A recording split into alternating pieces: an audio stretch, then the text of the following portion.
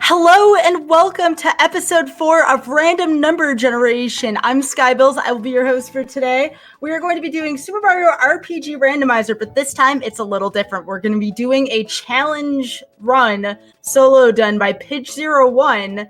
And on top of that, Pidge's community has voted that Pidge will be playing as Geno, and from what I can understand, that's one of the more difficult players to solo for this run, so I'm very excited. We also have Dorkmaster Flack here on commentary. Welcome, y'all. How are you doing?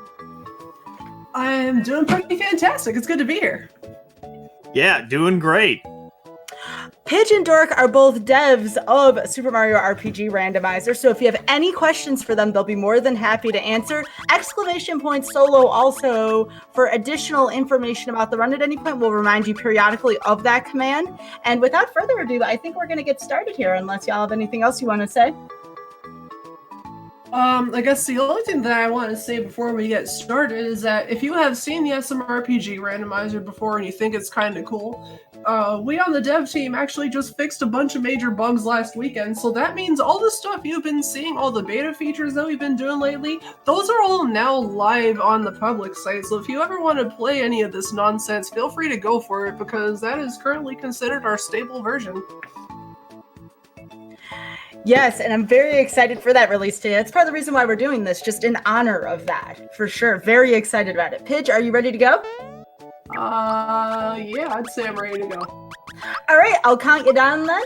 In 3, 2, 1. Good luck and have fun, Pidge. Thanks. Alright, so if you type ! solo into the chat, you'll understand why it's Mario on the overworld and not Geno. He's actually the only character that has sprites facing in 8 different directions, so if you have any ideas on how we can get Geno in the overworld, please tell us, because we're all ears. That is quite a difficult problem to have.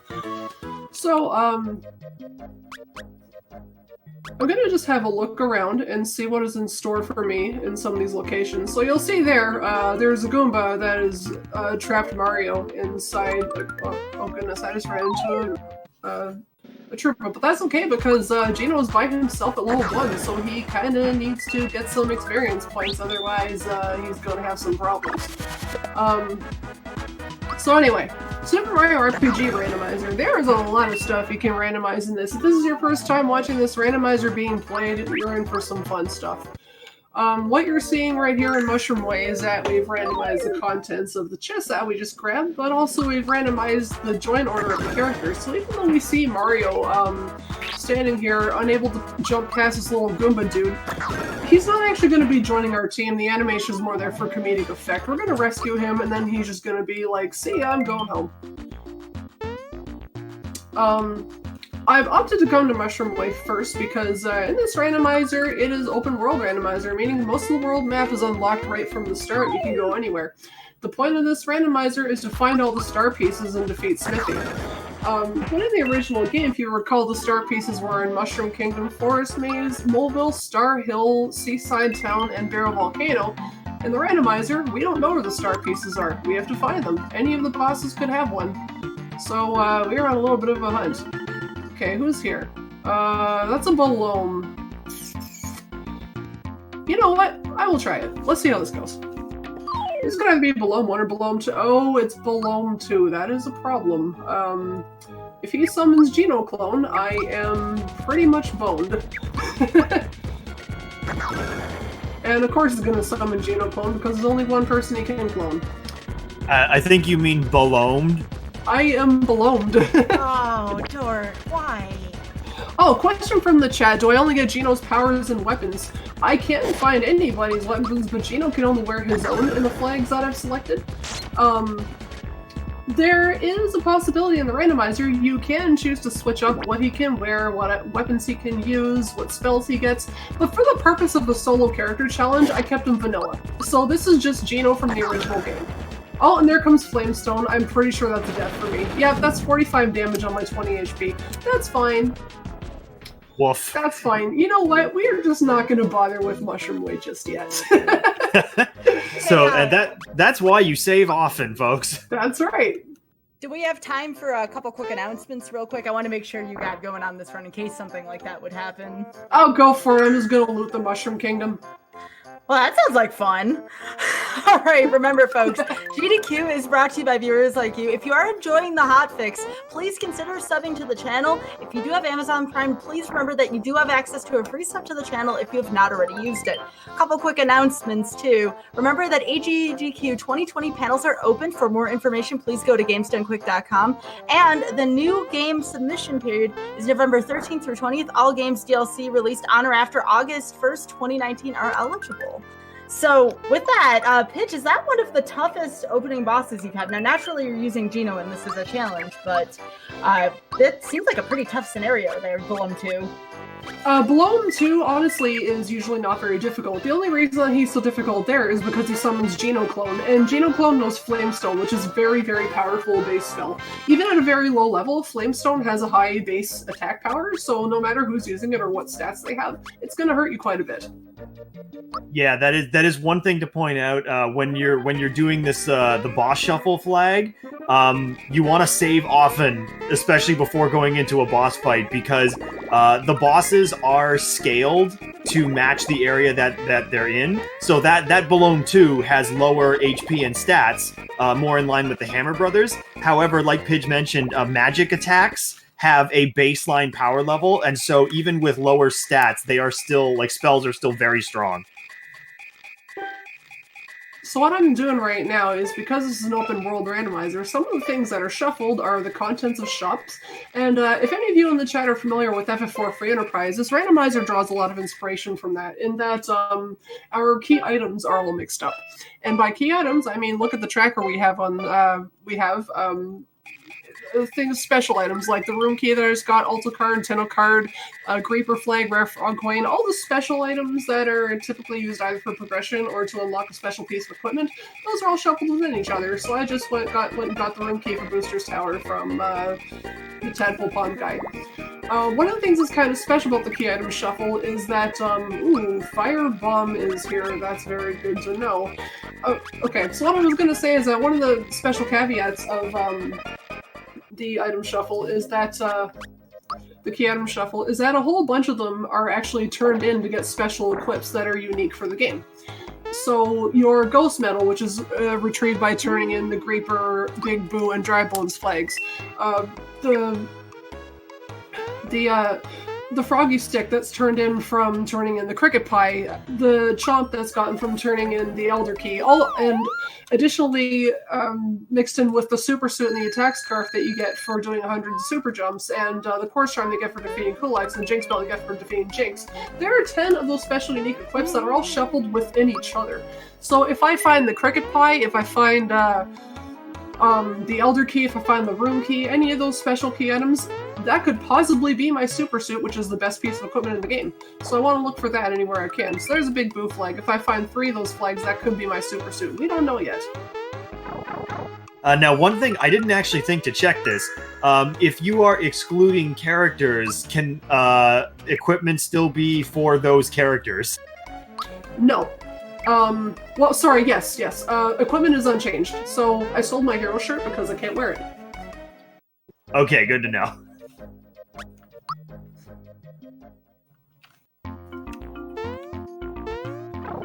So, my best option typically at the start of a solo character challenge is to beat the boss in Mushroom Way, but because the boss in Mushroom Way is a jerk and keeps summoning Geno clones, that is not an option for me right now. So what I would really like to do is, what I'd like to do first is get up the stairs.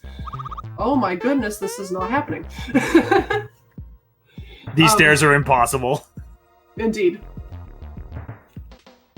So to answer a question in chat, yes, the randomizer is public, and yes, you can try a solo character challenge with any character. The reason we're doing Geno is because Pidge did a Twitter poll, and that's what people voted. Also, yes, the item behind the Peach Chair is also randomized. So what I'm trying to do right now is, because Balloon Clone is too powerful for me, what I would like to do is see if I can find any items that do a static amount of damage, because those are enough to one-shot Balloon in one turn. So in order to be able to afford any of those, for example, I saw the Star Egg in the Mushroom Kingdom shop, I need to find items and then I need to sell them so I can afford the Star Egg and beat Balloon and get some experience so I can take on further bosses in the game. What I really want to do is get Geno to a higher level so that he unlocks Geno Boost, which is a skill that, if you remember in the original game, increases your attack and your defense power by 1.5 times boost multiplier. That is incredibly, incredibly good, and I definitely want it.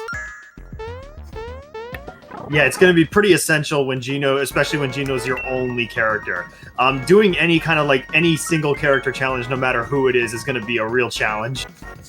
So, Pitch, why do you think your community picked Geno for this? Oh, because they like watching me suffer. Got it. I actually haven't been noting down on my tracker what I have, so that's bad of me. I'm going to note it down now. So Room Key, Fertilizer, and Big Boo Flag. Notable that those are all items that you turn in to get other items. Where do I want to go? Let's take a Booster Pass.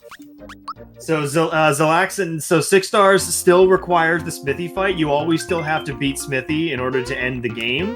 The difference between 6 and 7 stars is, normally in the vanilla game, for example, you're collecting 6 of the star pieces before fighting Smithy because he has the 7th one.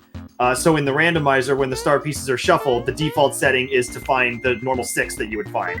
So the 7-star option is just an extra option that we threw in so that maybe you would have all 7 of them required in order to access the factory, but you still have to beat Smithy either way. And frog coins are still useful because, in fact, they're probably more useful than the base game because the frog coin shops have a better chance of getting really good equipment in them under most of the equipment shuffling logic options. And max skip is still a thing. We've actually programmed it so that you can still do max skip and still get the star piece if Mac has a star piece when you're shuffling star pieces.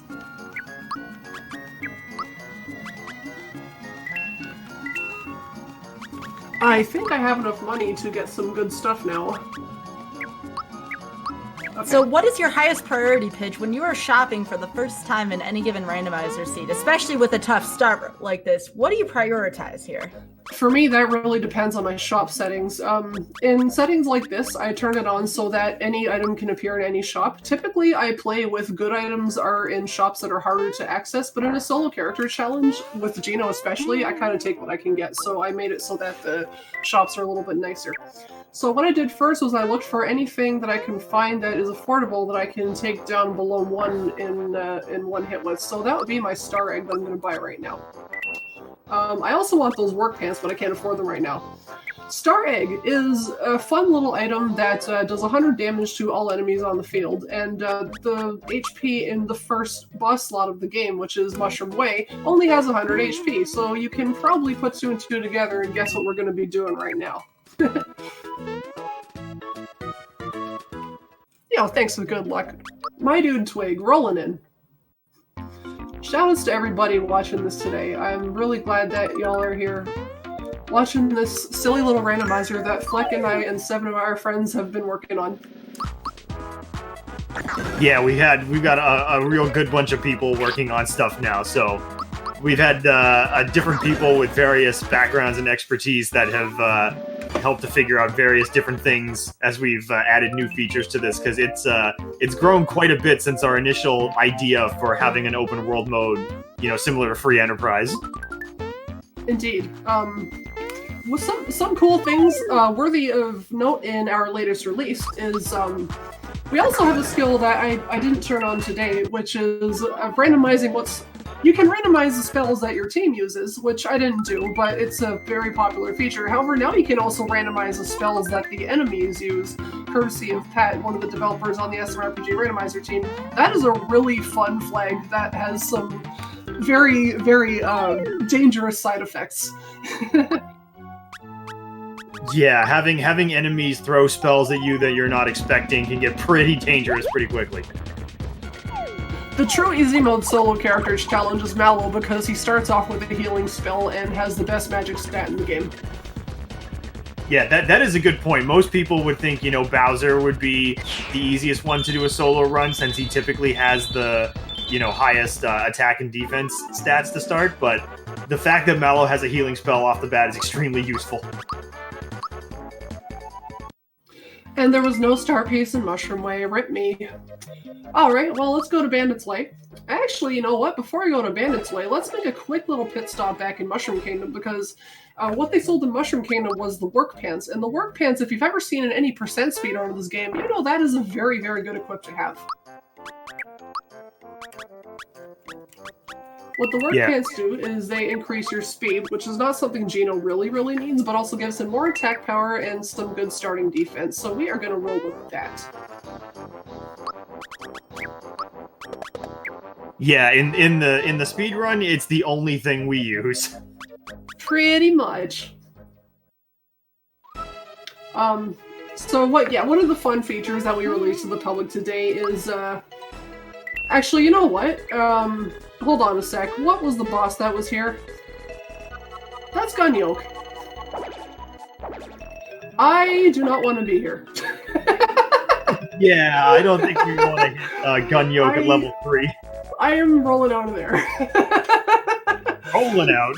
So that preview feature for bosses is also brand new. That's something that we've been working on since July, and just this morning it was released to the public in the public branch of the randomizer. Yeah, that's the main new features is the ability to have no free characters, where you start with only a single character and you have to collect everyone else, and the ability to choose your starting character and to exclude certain characters, which is how we do these solo character runs. You basically just pick a starting character and exclude the other 4. And having the boss sprites show up on the overworld now is super convenient, since you actually have some warning as to what you're walking into, which makes it a little nicer. And that was quite a bit of work to change all of those sprites, and that was something that Pidge was working on over the summer for quite a while.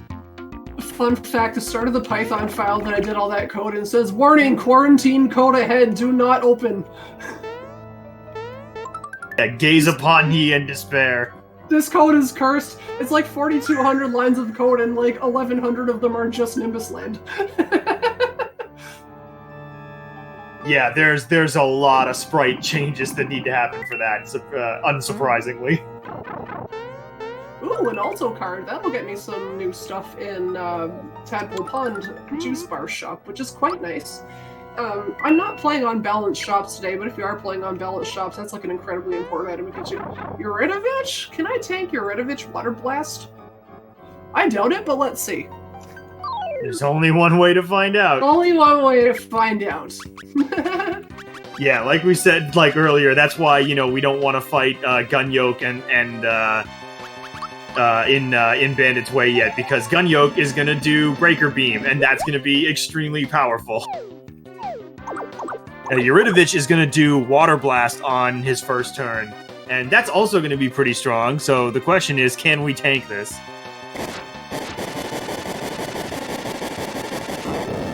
And that is a big nope. So, I'll come back here later, I think.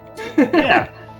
That actually wasn't too bad, though. That was not as high as I was expecting it to be. Yeah, you know what? If I use that Yoshi-Aid, I could tank it, but I don't know if I want to use my Yoshi-Aid this early, but also maybe I do, because, I get Geno boost at level 8.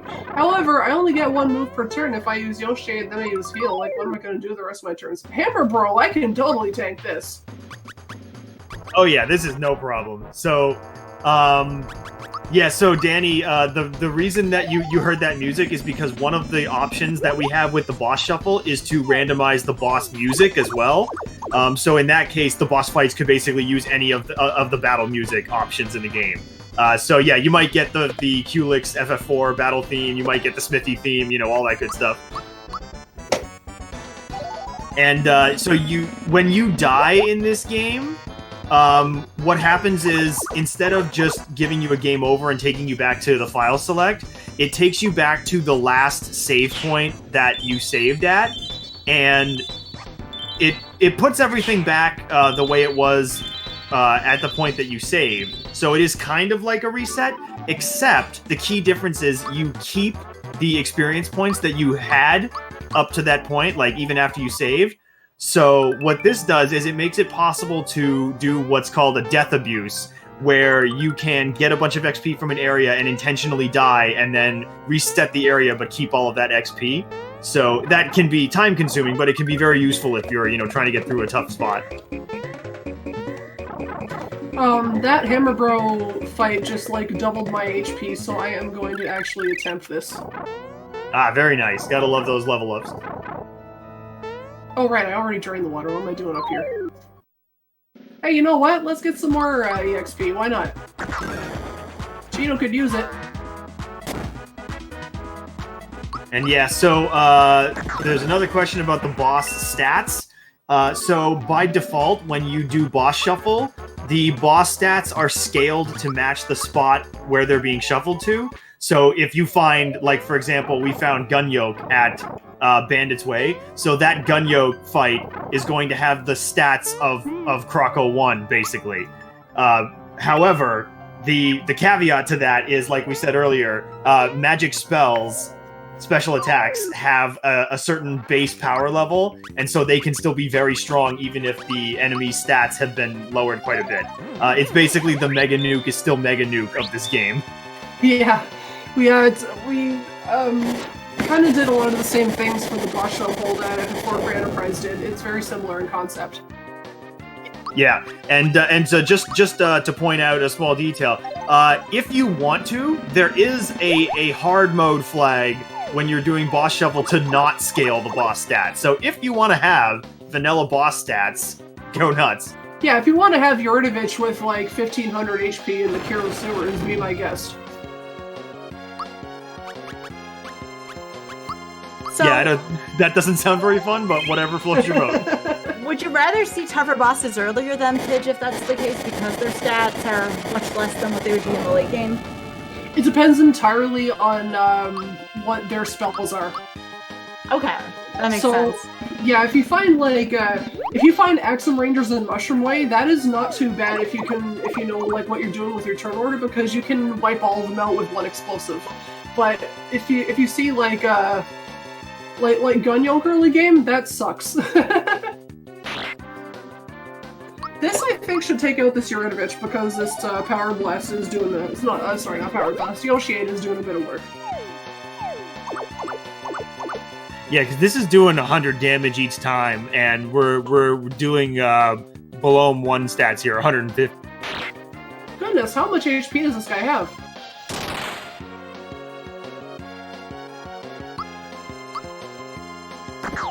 There we go, he's down. So I believe, and you can correct me if I'm wrong, Paige, is this the treasure chest spot, or is this the below 1 spot? I'm seeing you're in the Kara series right now. This is the below 1 spot. The treasure chest spot was Hammer Bros, which actually got me up to just barely enough HP to beat that spot. Okay, so that wasn't too terribly bad to have Yordovich there then. Yeah, after I got a couple levels to increase my HP just to tank his spells a little bit more, that wasn't too bad. In fact, I think I want to try out Bandit's Way and see if I can take down that Gun Yoke. Could be quite difficult, but we shall see. And you shuffled enemy stats for this, right? Enemy stats? No, I didn't. Oh, okay. Oh wait, sorry, you mean scale enemy stats? No, not the scale. I mean the stat shuffle, the normal stat shuffling.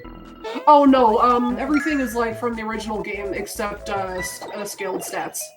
Okay, cool.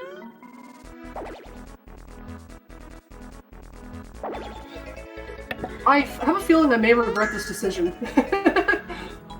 Again, on this note, I can't stress this enough, Pidge, to you and to the dev team. Great job here. Look at these graphics. This is not Croco here, but this is, I believe, the factory manager here? Or Gun Yoke, as you call it? Yeah, that's Factory Chief and running around with his boy Gun Yoke.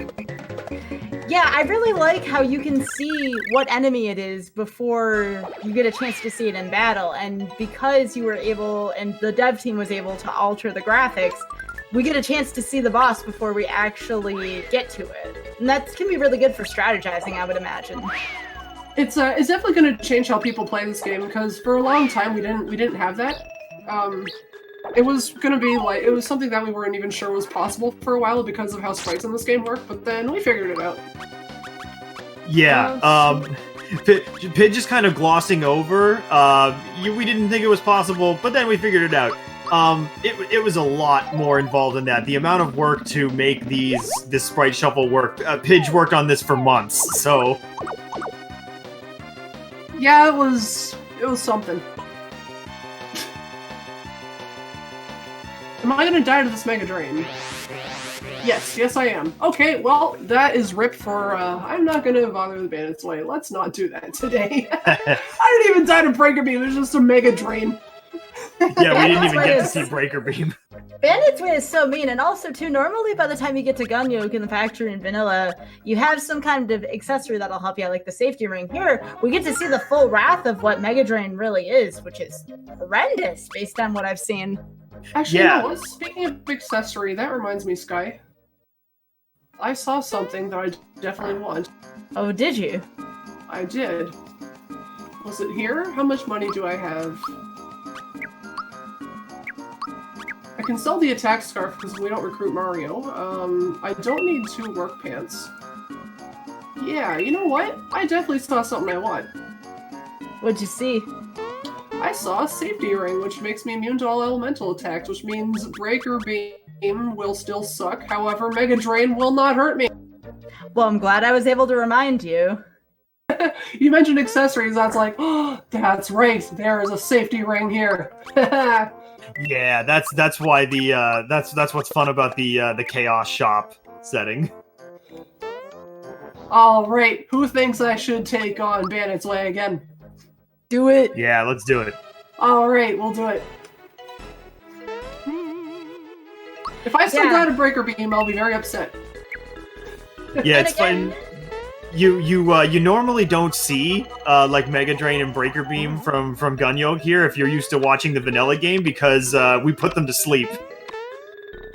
As a reminder to everyone watching again, Pidge is taking the solo character challenge on what is arguably the toughest character of the solo challenge, thanks to Pidge's community for that one, by the way. All those of you who are cheering on Pidge from the sidelines.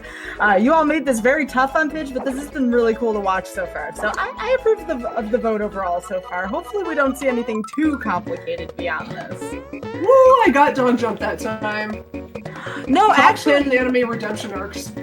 So Chad says a Mallow challenge. I do believe that Pidge has completed this on Mallow, but not on Geno. I've done it only on Mallow before. Mallow's quite easy because he can heal himself. And also, Mallow's defensive power is actually quite good. Yeah, it's funny. Mallow has a reputation of being kind of underpowered compared to the other characters, and that can certainly be the case. But like Pidge mentioned, because he starts with a healing spell and has good defense, as a solo challenge, it's actually one of the easier characters. Yeah, Mallow's not too bad. Having Mallow in early game actually is. So I also run the completionist category of vanilla SMRPG called Most of the Stuff, and Mallow is quite nice. In that category, he does a lot of really good things for the run at the start of it. When you give him some equips, he absolutely tanks the Mac fight, and the Mac fight is awful. But Mallow makes it like a piece of cake. I think Croc only has about 350 HP, so this should be enough. Yes, it was! We did it!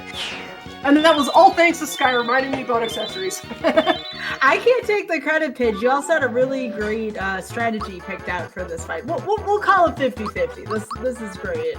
Alright, teamwork makes the dream work. I like it. And this is this is a key item check, too. I got a castle key 1 and a fuzzy shirt, and still no star? Huh, it's gonna be one of those days, I see. Well, castle key 1 is quite nice because it's one of our 3 progression items. Yeah, So- definitely. That's going to give us, we can check a couple spots in Nimbus Land with that if we want to go there. We probably don't want to go there yet because that's a later game area, but only one more level until we get Geno Boost. For That's those of right. us who are unfamiliar with the game, Pidge, what is this attack that you're doing from your inventory where the 3 stars dance? I know a couple people in chat have been kind of talking about that. And just for everyone watching, even on YouTube later on, what is that about? Let me do max skip and I will tell you. Oh, good, that's Bud. I don't want to do that fight. Alright. Nice. Skipping the cake. And And of course, I get no star piece for it. Anyway, that attack is called the Star Egg. If you have watched me speedrun most of the stuff, or if you have done a completionist playthrough of this game yourself, the Star Egg is an item that you get from Great Guy's Casino, which is one of the most obscure secrets in this game, as it's hidden behind a really random item in a really random place in an invisible exit of an obscure location in the world map.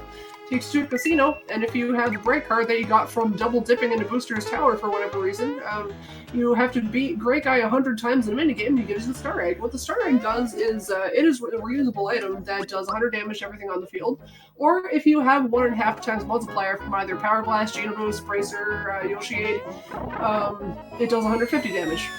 It is reusable, so you can use it as many times as you want, and it does damage to everything on the field. So finding it early game in a solo character challenge when you're extremely weak is quite good. It's the only downside to using it is that its animation is quite slow, so that's kind of the trade-off you get of using that item.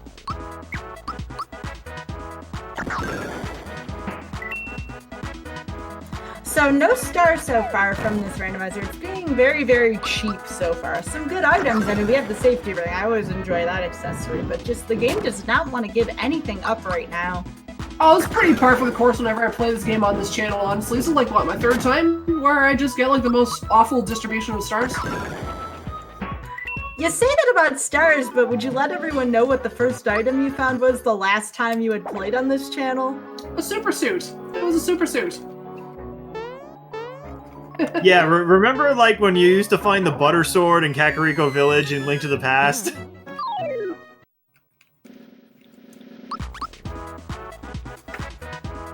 Well, that's one of the greatest things about these randomizers, is that anything is possible at any time. That can be very positive, like finding a super first, or that can be very bad, and when you're trying to do a challenge, finding one of the worst bosses first, which would be Belome 2, with the cloning mechanism there, because you're already outnumbered as it is, and Belome just creates these clones and just makes everything miserable. Yeah, if I was doing a Belome challenge like with Bowser and Mario, it would be so bad, because they only use physical attacks, and Belome will put you to sleep if he has 2 clones on the field already, and he generates 1 per turn. But if you have a Mario clone or a Bowser clone on the field, they will wake you up as soon as you get put to sleep. But Mallow, Peach, and Geno, Peach less so. Oh great, that's the invisible chest. That's 1 per seed.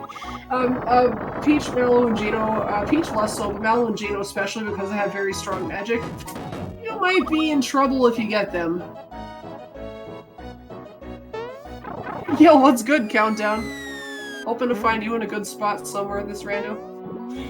So, any SMRPG experts in the chat who might be a little bit skeptical about the fact that there is bunt cake in this little character challenge when we all know that dude generates 1 candle per turn and you gotta knock out all his candles to take him out. We actually modified that fight so that if you only have 1 character by the time you find him, he does not regenerate a candle if you attack him on your last turn, so that he is not a soft lock he is possible to beat. However, I do not want to deal with that dude, so I just skipped him by doing max skip.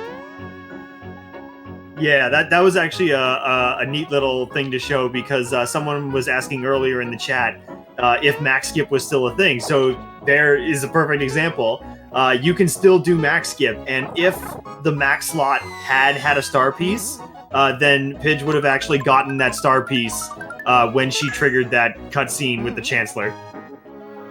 Yeah, another fun thing about this rando is that if you want, you can actually disable max skip from working entirely, so you have to fight the boss. The same is true for some other stuff in this game, like the Magic Hoop disable glitch, or oh look, it's Mallow.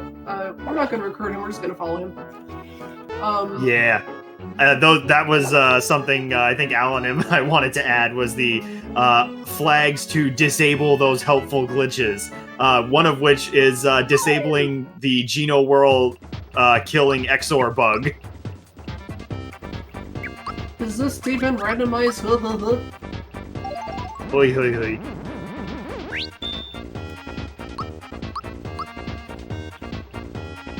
One of the fun parts about this rando was rewriting this guy's script so that his button disables actually makes sense for your party size.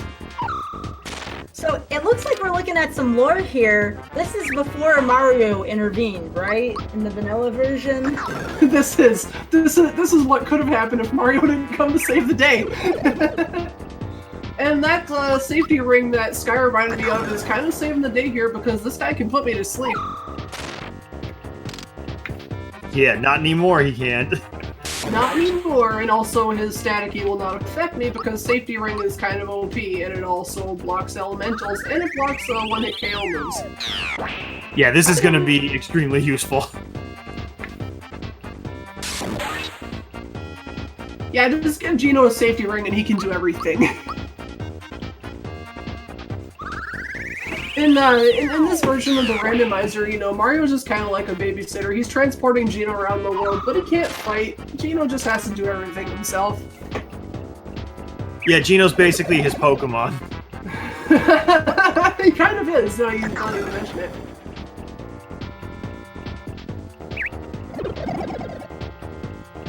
Yeah, so this fight being here is actually not bad at all with the safety ring because it's gonna protect you from most of his attacks. Look at that. 0 damage. Safety ring saves the day. So items like that, even though like starting off with just Gino because of his low defense and low HP can be kind of rough, once you find like a good equip that you know the properties of it, that can like really change things up and make it a lot better. And there's Geno Boost. That is incredibly important. Geno Boost is going to enable me to do very good things, as in... Oh, there's a star piece! Finally, we found one. It only took like halfway through World 2. There we go. Geno We got Boost, there. Geno Boost, very important spell. It's a 1.5 times multiplier to your attack and your defense. It's the same thing as a Yoshi or the same thing as a Bracer and a Crystalline put together. Very, very, very important. We need that.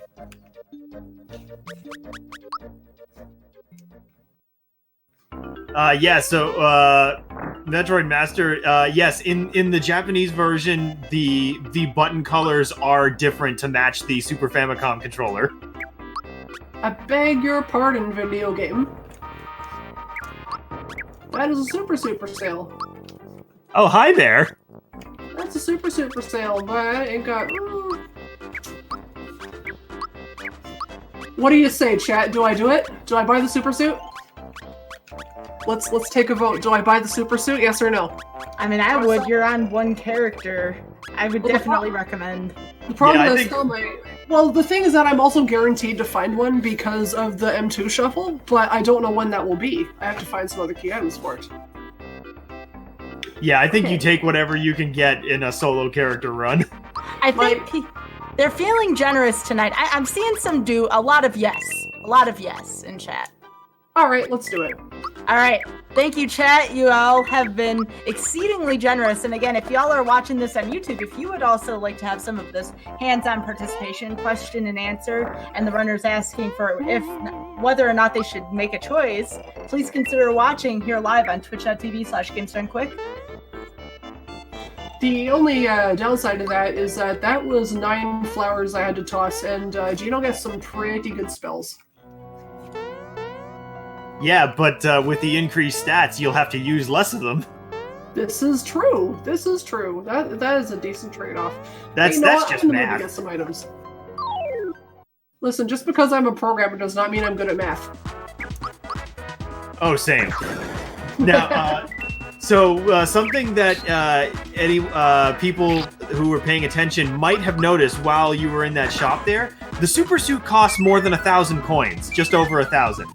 And Pidge had to sell a few items and get just over 1,000 coins to buy that super suit. So one of the things that we've changed in the randomizer is item prices can go above 1,000 coins now. They can go up to 9,999, and your max coins are also increased as well. In the vanilla game, it caps out at 999.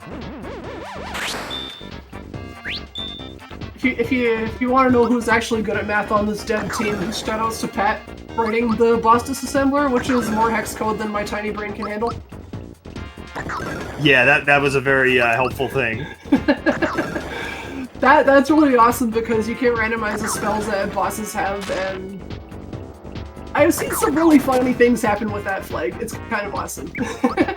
So we have a question from chat. What is the new money cap? I assume is what they mean by what is the new cap. It's quad 9s. Okay. It's 9999. Yep. There you go. Yes, it's so same thing as Link to the Past, where the vanilla game has a 999 cap, and then the randomizer ups that by a factor of 10.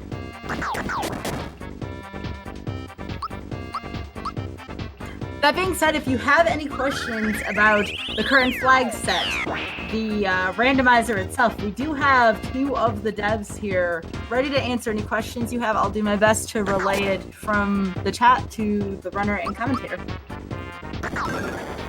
Yeah, I've got the chat pulled up as well, so I can help answer those questions. So,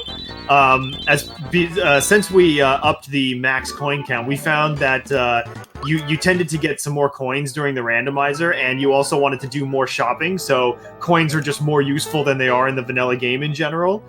So we made that cap a thing, and then that also allowed us to do a rebalancing of the item shuffling, the shop shuffling script, and make the item prices actually reflect, what their abilities are. So these really good items can show up in regular shops, but they can cost 1,000+ coins. It was actually kind of silly of me to go into mobile because I don't have the Bambino bomb to progress. Oh goodness gracious, that is countdown on bunt. You know what? Oh my. I'll roll with it. I got super suit and safety ring on. I should be fine. But I don't have the Bambino bomb. But I was like, kind of before I got the super suit, I was like, you know what? I'll take what I can get in terms of enemies that I can actually beat. And then yeah, I backtracked back out. This is one of my favorite animations to do. Was hiding with his little tiny Goombas. So there is a question from chat. Is the randomizer open source? And again, real quick, just for additional information, ! Solo should tell you a little bit more about that, but I wanted to know from the devs what the answer to that would be. The answer is yes, it sure is. In the solo command there, that explains the solo character challenge we're doing tonight here. That also has a link to the randomizer website. There's a link there to join the Discord as well, and there is a link on the website to the GitHub page. It's to the issue reporting page specifically, but there is a link to the GitHub there, so all the code is open source. If you want to look at it, feel free, and you can join the Discord and see what's up.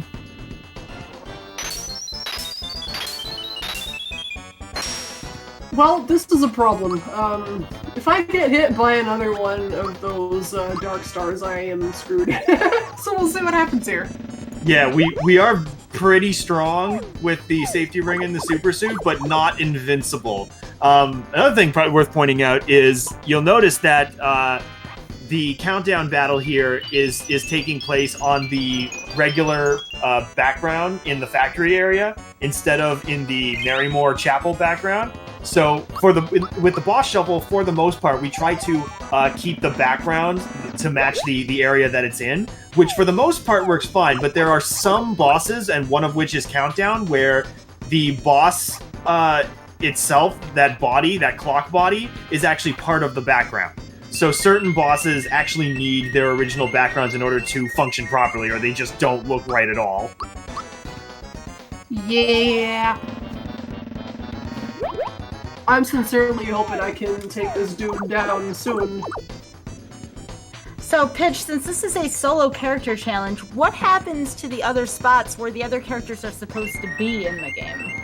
Oh, there's, as you saw, like, there was still one of my other characters was still present in Narrymore. They just don't actually join your team after you do what would normally recruit them. You still see the animation for them, just so that, like, for example, you can get through forest maze in case you've forgotten the way.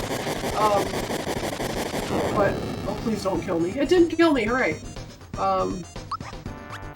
Yeah, you can still, like, see who was where, it's just they won't join your party. They're basically just NPCs at that point. They just kind of chill.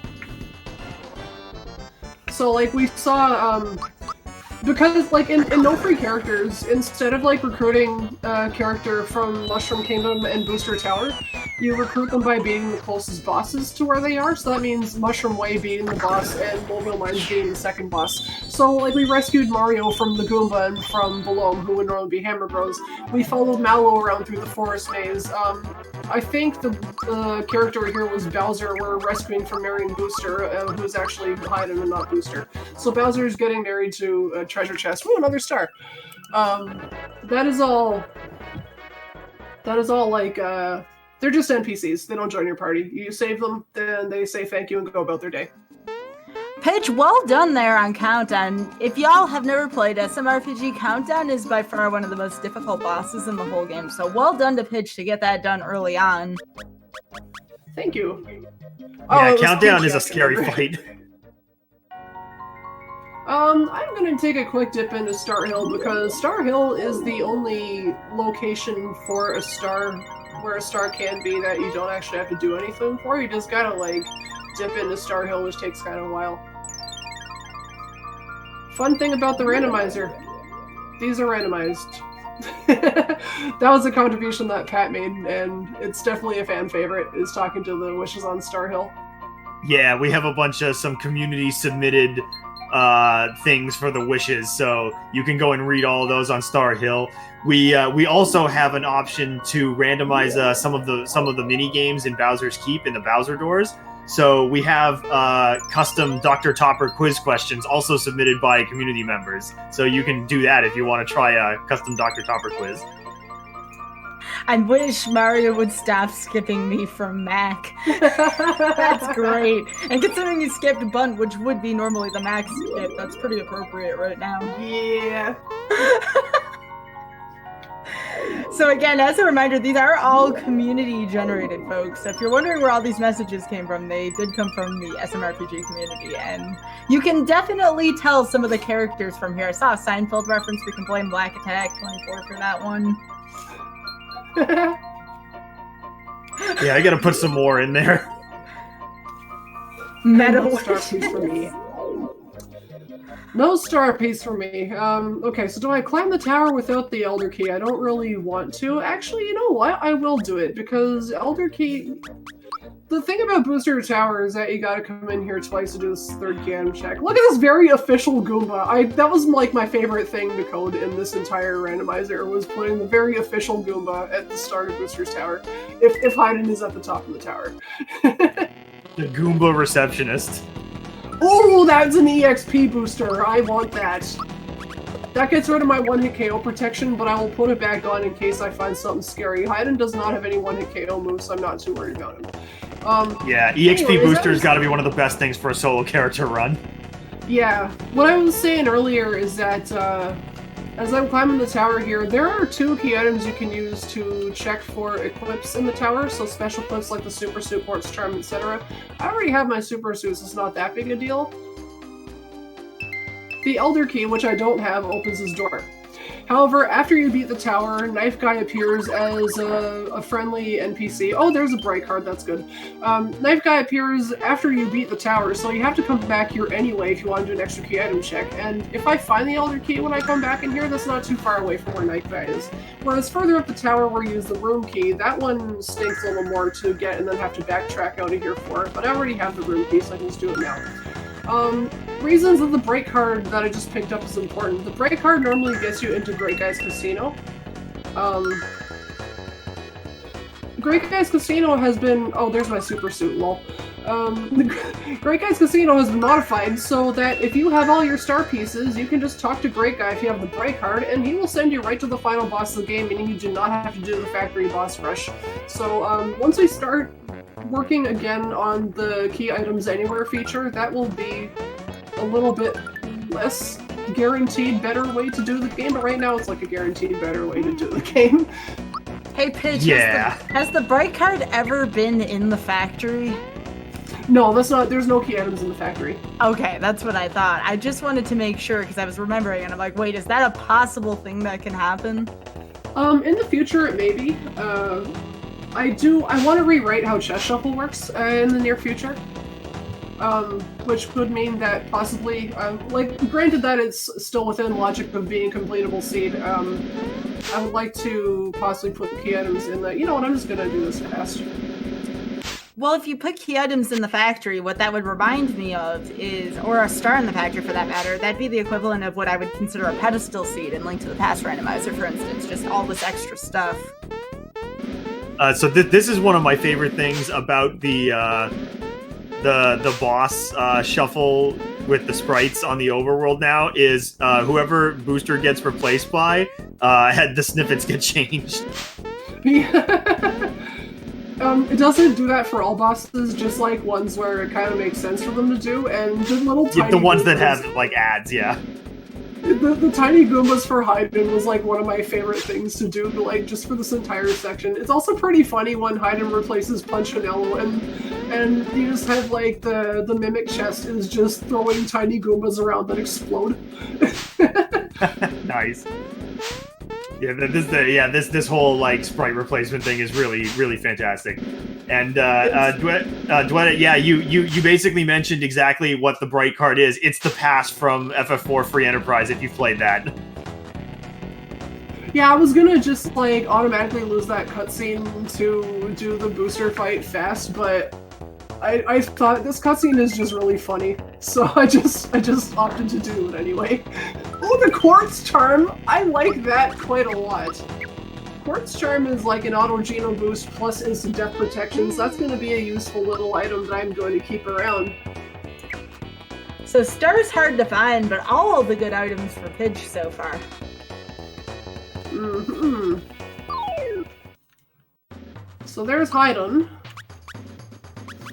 Yeah, and so you notice, if anyone's familiar with the vanilla game, you'll notice that we completed the curtain minigame to get the equip, which, you know, in the vanilla game is the amulet, and here it was, it can be shuffled to other things in the randomizer.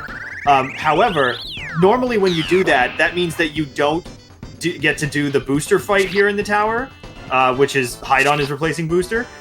So what we did for the randomizer is make it so that in these cases where you skip a boss fight by completing this minigame, like here, or the Birdo statue minigame in Nimbus Land, you can still fight the boss after completing the minigame. We just put them in the corner of the room so you can choose to fight them.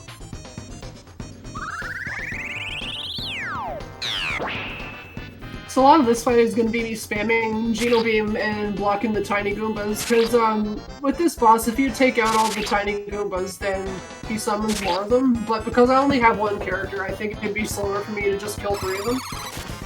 I can take all of them out with a Star Egg. The Star Egg has quite a slow animation, and he would just summon them all again anyway.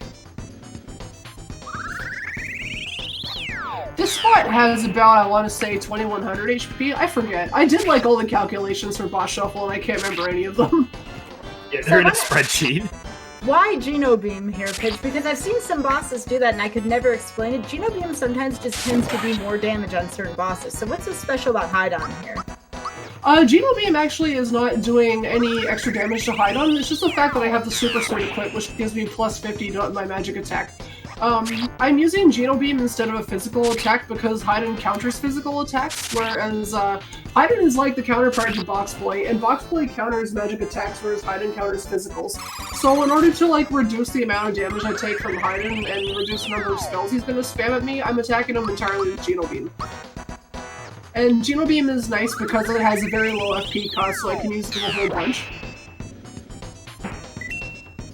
Also, does Haydn attack after summoning the mini Goombas? Hyper Strike S in chat.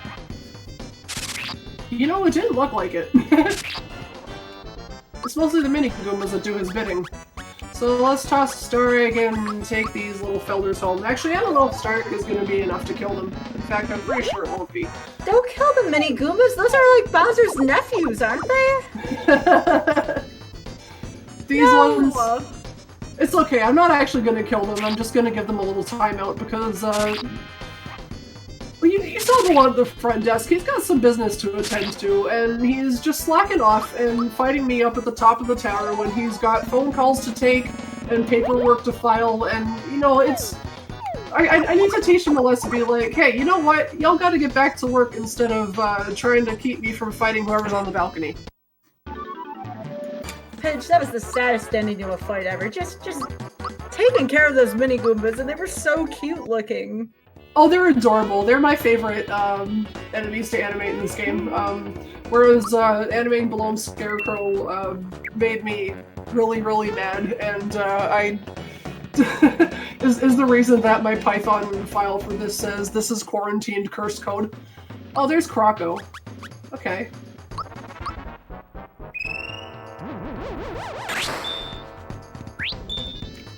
Which Croco was this is the question.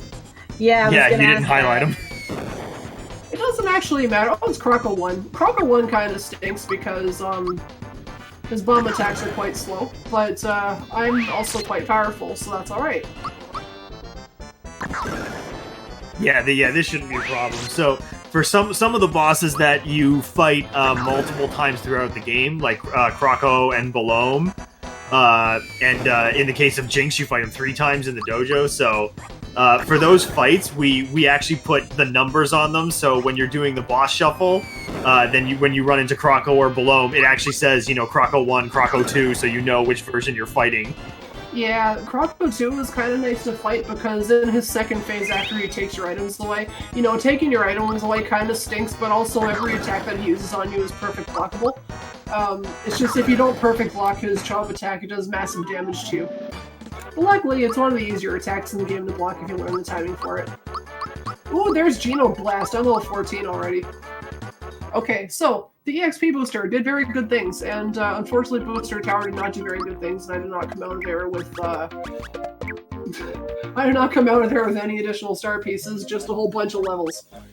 You know what? We'll take it. We'll take it. So, where do I want to go now? I actually never checked Monster Town for what the star piece is here. Sorry, not star piece, key item. So no weapon upgrade for Geno yet, it looks like.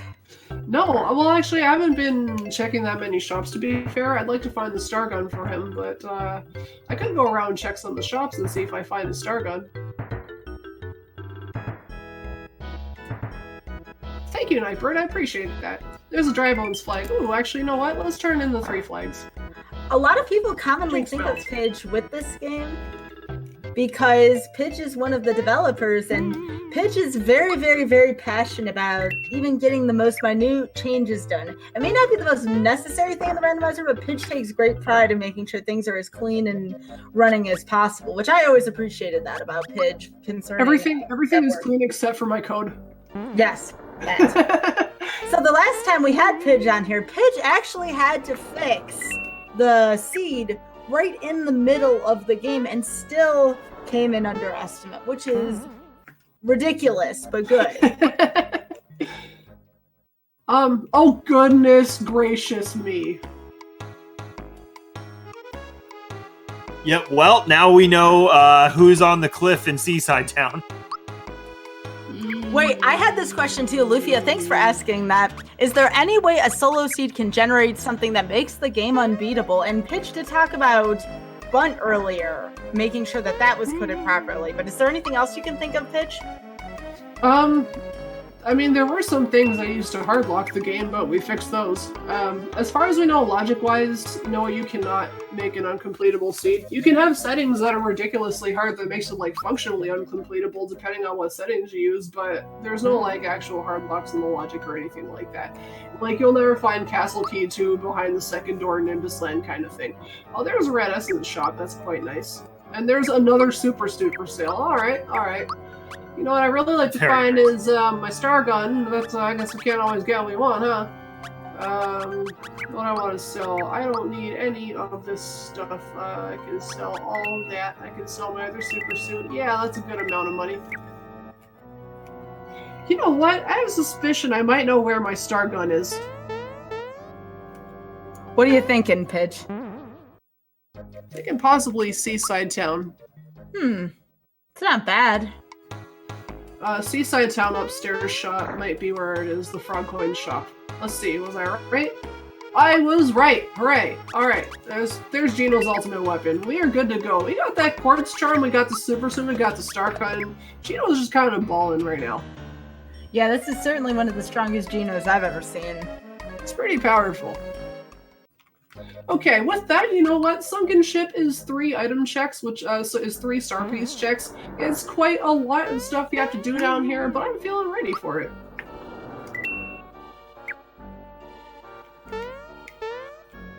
With that Star Gun, that Super Suit, and that Quartz Charm, I don't even need to use Geno Boost.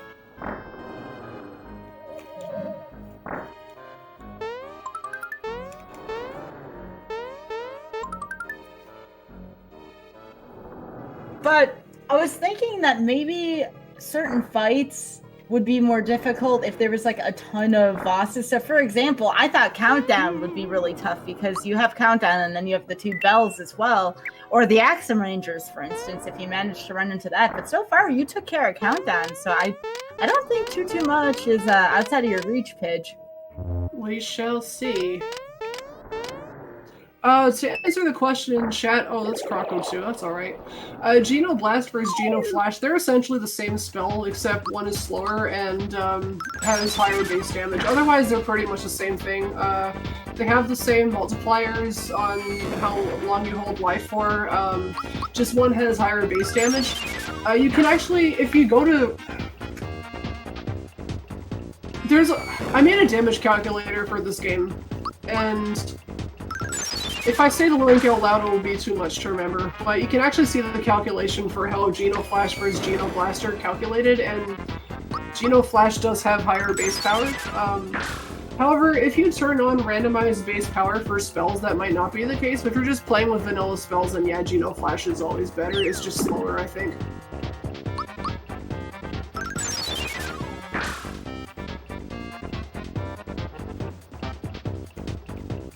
And that's the attack I was talking about earlier with Croco 2, where he tosses the Goomba, or the Terrapin, or the Starfish, or the anything onto your head. It's one of the easier attacks to block. In the original game, it's terrifying because it does a ton of damage to you, but it's definitely one of the easier attacks to block. You want to press your time hit button right before the enemy reaches the apex of its curvature, hitting your head. So there's a question here. Any plans to randomize the puzzle for the squid boss? Yes, actually, that is on my to-do list, but it will not be mandatory. I would like to randomize it and provide hints for it over the course of the game, so that they're like considered part of progression. But that would not be like mandatory. I see that as like randomizing your Ocarina notes and OOT randomizer. I wouldn't like force anyone to do it. Oh yeah, we would have a separate flag for that for sure. Just like we have flags for the mini game randomization.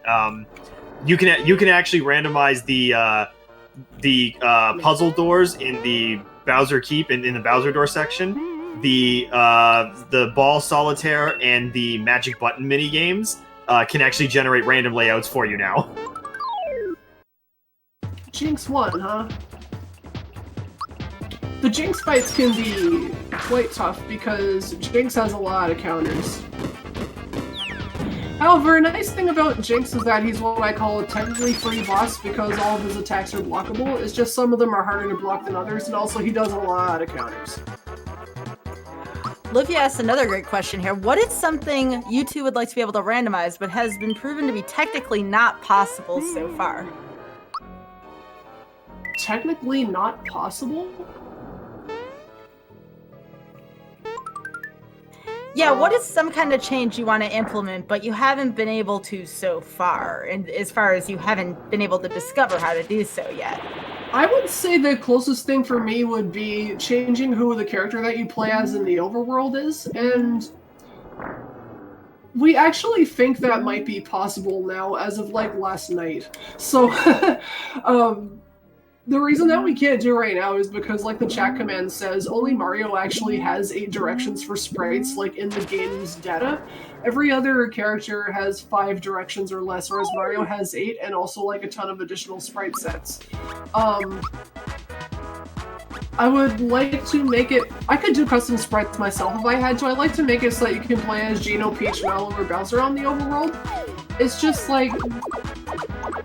The way we do a lot of the hacking for this game is through an editor called Lazy Shell, and Lazy Shell sometimes, if you edit like a single pixel on an image, it will throw up like 1,000 changes in the ROM too, so you can't actually figure out where it was that your change was. But we actually started looking at the source code and kind of reverse engineering it, and in the dev channel they would be like, oh, you know what, actually this might be possible if we can get the sprites. And the only thing about it that I don't know if it's actually possible is to separate Mario's overworld sprites as an entity from his battle sprites, so that in the overworld you're playing as Geno, but that Mario in battle is still Mario. That is the one thing that I actually don't know if it's technically possible to do. So I guess that answers the question.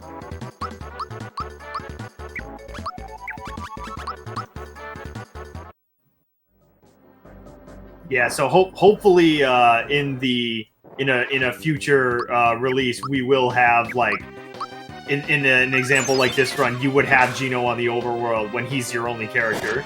Or I guess it would be whoever your first character is would be on the overworld. So this is what I was talking about earlier when I was fighting Haiden with his tiny little Goomba cohorts.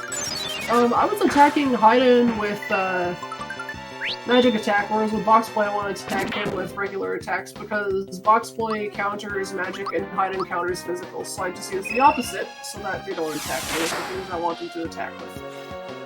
However, Boxboy only has one sidekick, and you can just take him out with a single Geno Whirl, unless you turn on the flag that disables Geno Whirl on any boss ally. And I came down here in the Sunken Ship and did 3 bosses and to get a single star piece. What a life. Okay, Chad, who thinks I should fight Kulex, yes or no? Pidge went all that way. You know what Chad's gonna say. And all Pidge got was that lousy t-shirt. What do you think I should do, chat? Do I fight Geno? Sorry, not Geno. Do I fight Kulex? This is all yeses so far, Pidge. I don't even think I've seen a single no yet. So this is an overwhelmingly amount of yes. Alright, well, since people love to see me suffer, we're gonna do it.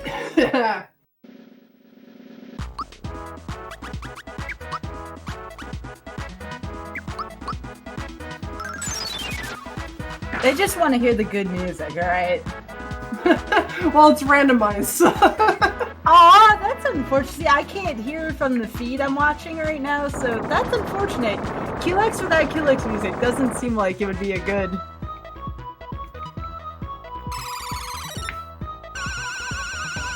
This actually is not as bad as I thought it would be because the Super Suit does nullify elemental damage, which makes 3 of these crystals effectively useless. However, Kulex also knows Dark Star, so because I'm terrified, I think it's time to use Geno Flash. I kind of like it with this music. It's pretty silly.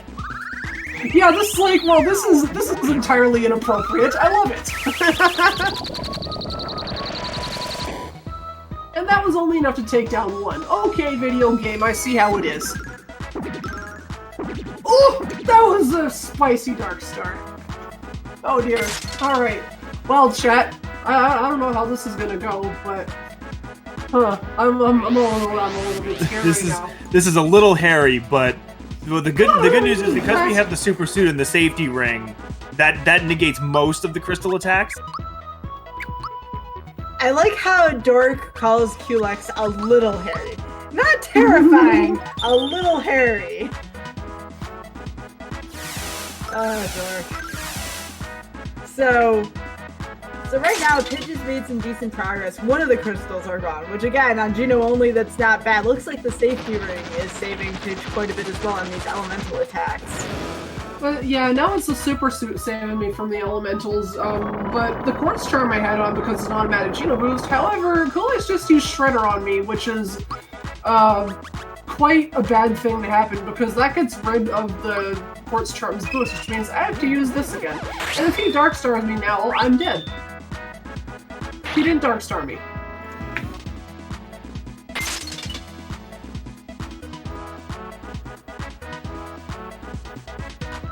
Yeah, calculated. We took a calculated risk. Calculated risk. Okay, this is getting quite low for HP, so I'm healing myself. And he's actually probably going to Shredder me again right now. He does every 3 turns. Oh, he used Dark Star! Oh dear. Oh dear. Okay, well, it's a good thing I just healed myself.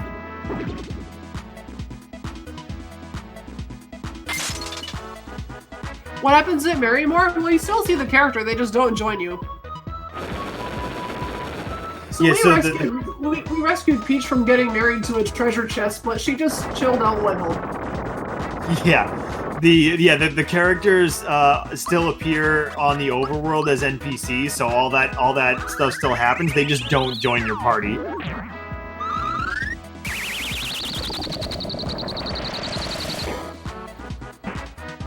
Oh, there's Shredder again, and I don't actually have enough FP left to cast Geno Boost. This could be a problem.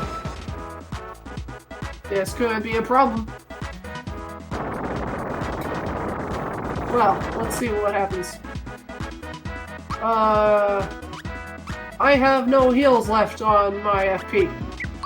YOLO! Oh, baby! Oh, baby! Oh, baby. We did it! Got him! Yes, actually, it is possible to change the colors of the sprites. We do have a palette swap flag, and I just forgot to turn it on, to be honest with you. Super Suit was in Booster Tower and also in a couple of shops. And I didn't get a star piece for that. Can you believe it? Oh, this game is being so stingy with me today. Unbelievable. You know what? I'm so mad I could just take down an entire dojo. You did get the Tenor card, though, at least. Oh, thank goodness manager's animations are fixed. That guy was a pain in the butt. I mean, director, manager, and clerk, they all had... They're all like the only characters that I actually had to change their mold sequences with, which was very annoying to do, to say the least, because it made a bunch of other glitches happen in parts of the game that are entirely unrelated to here, so... Yeah. Yeah, Luffy, the level cap is still 30, regardless of how many characters you have. The internal game code is kind of based around that, so actually changing the level cap would be next to impossible, I think.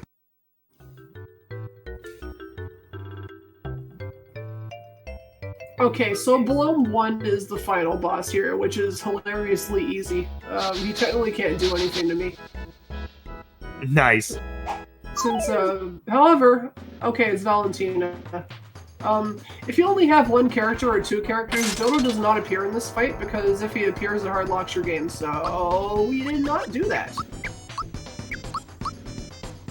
Yeah, having to rework the boss scripts for this is a fun thing.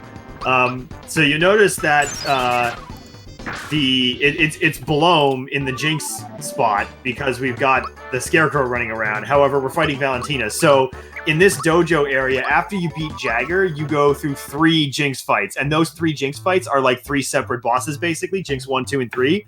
So in Boss Shuffle, what happens is the 3 Jinxes get put into the boss shuffle, and they're 3 separate encounters, and then there are 3 boss encounters that appear here in the dojo in those Jinx slots. So we have Valentina, we have Zardragon, and then the last one is going to be Bloom, it looks like. Bloom's Scarecrow animation, the reason that Bloom is represented by a Scarecrow is because if you look at Bloom's sprite, he is a big boy. He is quite a big boy.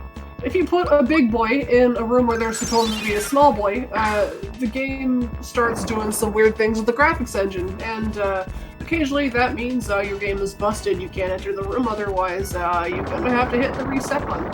So what we ended up doing was deciding on a bunch of sprites that are less than 32 by 32 that can represent each boss in the game.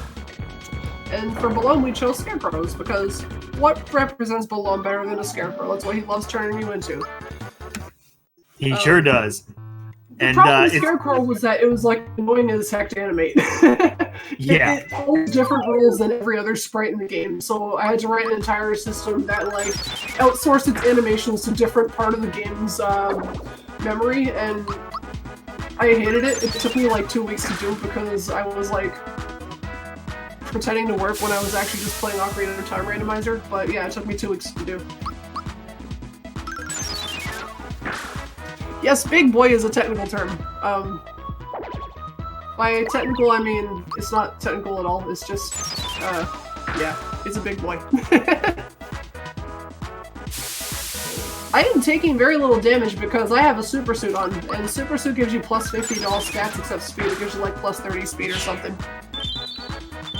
Yep, that's right. And so when you're doing it's worth noting that the boss locations in Monstro Town here in the dojo, the only one that can have a star for the 3 Jinx fights is the last one. So you have to beat all 3 of these bosses in order to see if there's a star here. And the reason we did that is otherwise there would just be like too many star slots that would be possible here. Although Jagger is a possible star slot as well, so there is 2 here. Absolutely unbelievable. I did not get a star piece from that place. Nice. Lufia, so the experience, because it's solo, you do actually get more experience, because normally what happens is the experience is split across all the characters in your party. So we're basically getting triple experience since we only have one character. I think I also turned on the double EXP flag on top of that because me giving forethought to things is not really something that happens, as everyone on the dev team I think is well aware of at this point. So Gino's kind of getting a lot of EXP for everything, which is good because the solo challenges in SMRPG are incredibly hard.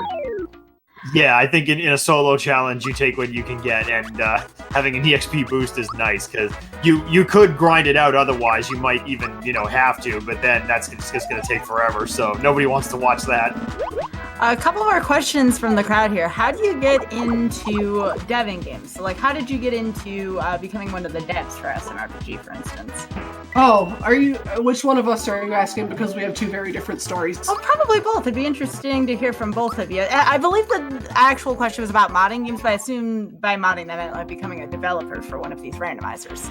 Oh, yeah, in a way, yes. There are two really huge major components to modding SMRPG Randomizer. Actually, there is a lot of ROM hacking work that is done on this game. So originally there were two developers on Open World Randomizer. One of them was Alanim and one was Fleck. And what Alanim did is he did all the base ROM hacking work that turned this game into open mode. So he is the one that made it so that, he removed all the cutscenes, made it so that the world is entirely open, and he found all the locations in the game's code of where the items are, where the star pieces are, and he programmed the event that, grants you star pieces from random boss fights and things like that. Whereas what Fleck did was he built the website that takes a ROM and converts it into the open world randomizer. So you import a vanilla SMRPG ROM and it converts it into a randomized version. It shuffles all the code that needs to be shuffled and then puts all the things in the appropriate addresses that he was given by Alanim. So yeah, there are actually 9 developers credited on the randomizer. We've all done different things, which is really cool. A couple of other developers, like Yakibom. Yakibom is he is a very experienced ROM hacker of SMRPG, and he's helped us a lot with the animation work in this game. And we had Swinch, who did all the initial work on redoing the credits. And I came along because one time, earlier this year, a bunch of, big-name streamers just randomly started playing this out of nowhere. And when that happened, all of a sudden our Discord had 1 billion people in it, all reporting bugs, all asking for features, and the developers were they were overwhelmed. There was just too much to do, and it just kind of that was kind of unfortunate because we were about to start working on chess shuffle. Believe it or not, chess shuffle is not a thing until very recently because chess shuffling in this game is very hard. It's event based as opposed to just specific address based. So I had already done all the math for how chess shuffle should work. I just didn't do any of the developer work because I didn't know anything about Python. I was mostly a web developer at work. I just didn't know Python because I had no reason to learn it yet. So I pretty much just I just wanted to take some work off their plate. So I sat down one night and I read over the source code. I'm you know what? Today I'm going to learn Python, and I redid the shop shuffle just as kind of an introductory exercise to how does this randomizer work. And that took me 6 hours, I want to say. And then I started working more with Alanim. Alanim actually taught me everything I know about ROM hacking in this game. I studied a lot of stuff that he taught me directly, as well as a bunch of others in the Discord, a private Discord called Alanim's ROM Hacking Academy or something like that. So I pretty much just messed around with the Lazy Shell editor, with stuff that he taught me, as well as a hex editor, and that's pretty much it. I just started working on it because the dev team needed more hands on the code because there was just too much to do, so I just kind of learned from these two guys and did things, I guess. Yeah, Inner War speaks the truth. Pidge is a heckin' hero. Oh my gosh, a star piece! Oh, hey, I forgot those exist. Yeah, it's been a little while. Yeah. Oh my goodness, finally. So that was in like March. So I made a couple of features, and then we had some more devs help out too. Like a couple of the features I made for this game, SNES Chalmers helped me out with that. Some of the things that I worked on, like palette shuffle, he helped me with that. And then we had Pat join us, who did the Star Wishes, the randomized Star Wishes, and he also did spell shuffle and a lot of other cool stuff.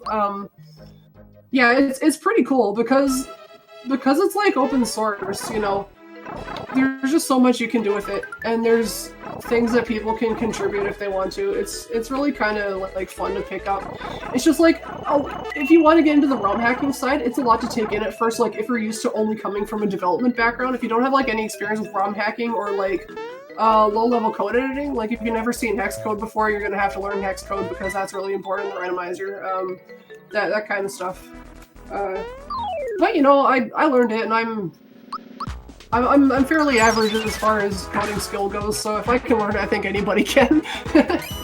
Yeah, fortunately, Python is not too difficult to pick up in terms of programming languages, so... Yeah. Do we have time for a quick plug? Yeah, go for it. So remember, folks, GDQ is brought to you by viewers like you. If you are enjoying the show Random Number Generation or anything else in GDQ Hotfix, please consider subbing to the channel. If you have Amazon Prime, remember that you do have access to a free sub to the channel if you have not already used it. So if you are very much enjoying the content we do here every other Tuesday on Random Number Generation or some of our other lovely GDQ Hotfix shows, please consider subbing. It does help out the channel and it helps out the Hotfix to keep running. So on that other note, too, there were a couple other questions here in chat I wanted to get back to. Someone had asked if there is a bucket warp in this mode. Not yet. That is coming. All right, and then there was one other one.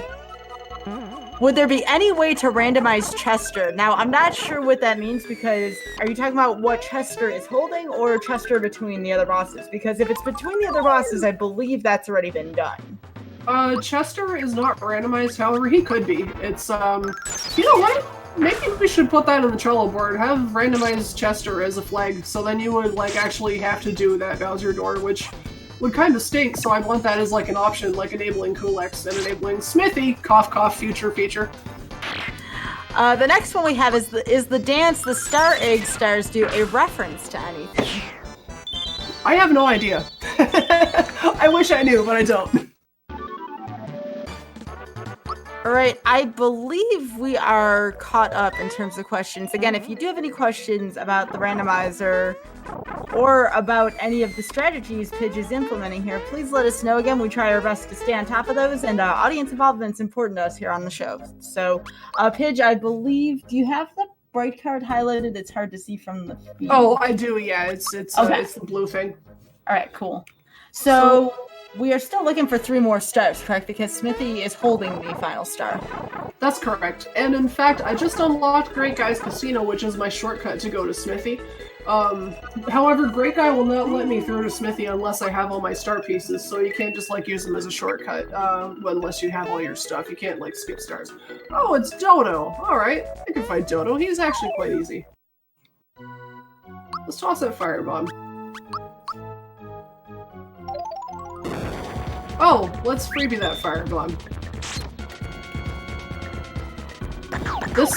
This location is quite difficult because in the original game this is Mega Smilax, and one of the defining features of Mega Smilax is that dude has a lot of HP because he is actually 9 enemies crammed into 1. I just freebied the firebomb twice in a row. That's pretty good. So tons of HP on this spot.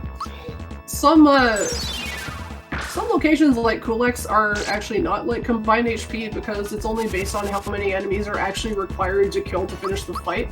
So like first Johnny, you know, I took down Johnny and then all the bandana blues disappeared. That means in the Johnny location he's only got 800 health and not like 1300 or whatever the total is for everyone.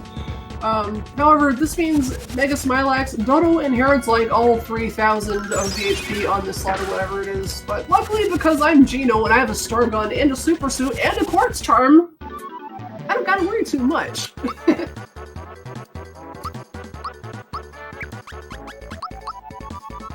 Yeah, Dodo's not going to be too difficult to fight, but he's just gonna have a lot of HP and just be kind of tanky. So the way that the stat scaling works with the boss shuffle is it's taking the amount of HP that is required to beat the fight. So for a boss like Mega Smilax, where you have multiple phases, King Calamari is another good example of that, where you have to beat all of the enemies multiple phases. There's just going to be a ton of HP attached to that slot. So depending on who ends up there, if it's a tough fight, they might have to get through a lot of HP in order to finish it.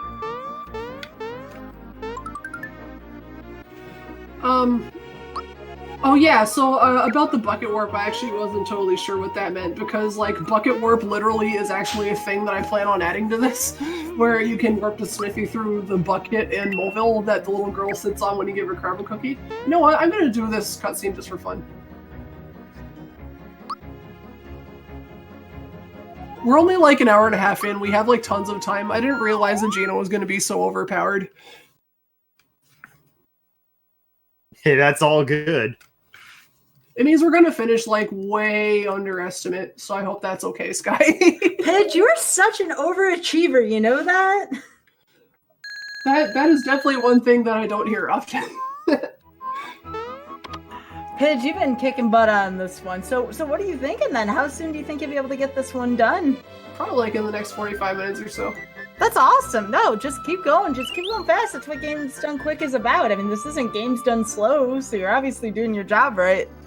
Very true, very true. So, I made it so that cutscene always plays the first time. Oh, goodness gracious me, the final boss at this place is Exor. Okay, well, that's good to know. Yeah, yep, so you notice the preview sprite for Exor, who is at the Valentina slot. The Valentina slot is the character that you see as the golden statues, so... the Exor preview is Mario making the Exor face from the Mushroom Kingdom cutscene. Ask me anything about how much I hated working on this boss spot. Yeah, replacing all of the statues in Nimbus Land Castle. I had to recalibrate this entire minigame because I had to actually change the animation of the statues to use a different command completely. And it's a command that is emulated differently on emulator and console. And oh my goodness, it was awful working on this. This worm in particular was nightmare fuel in doing the code. How am I able to find out who the boss is for an area? The statue here tells you who it is. Also, we put whoever replaces Dodo in this room here, so this is the Dodo fight they would normally do if you failed the minigame. However, to preserve visual cues, it is still Dodo who actually polishes you in the polishing room. It's just, when you lose the fight, you fight whoever it is, or when you win the fight, you come into this room to fight them if you won the minigame. Yeah, we recently changed so that you can actually see who most of the bosses are. Oh my goodness, a star piece! Alright, well, Count Nimbus Land was a great idea. It's all good, that's what I like to hear. Okay, we are up to 4 Nimbus Land's gonna be loaded. Yeah, we got 3 key items in here, we got 3 possible boss fights in here. This is good. I love this. I can see it already. Top YouTube comment. Why is this a 3.5 hour estimate when Pidge finishes in under 2 hours? Because the last time I did a solo character scene, it took me 3.5 hours, but I should have probably taken into consideration the fact that the last time I did a solo character challenge, I had balanced shops turned on, not free shops, so I didn't find, like, a super suit right away.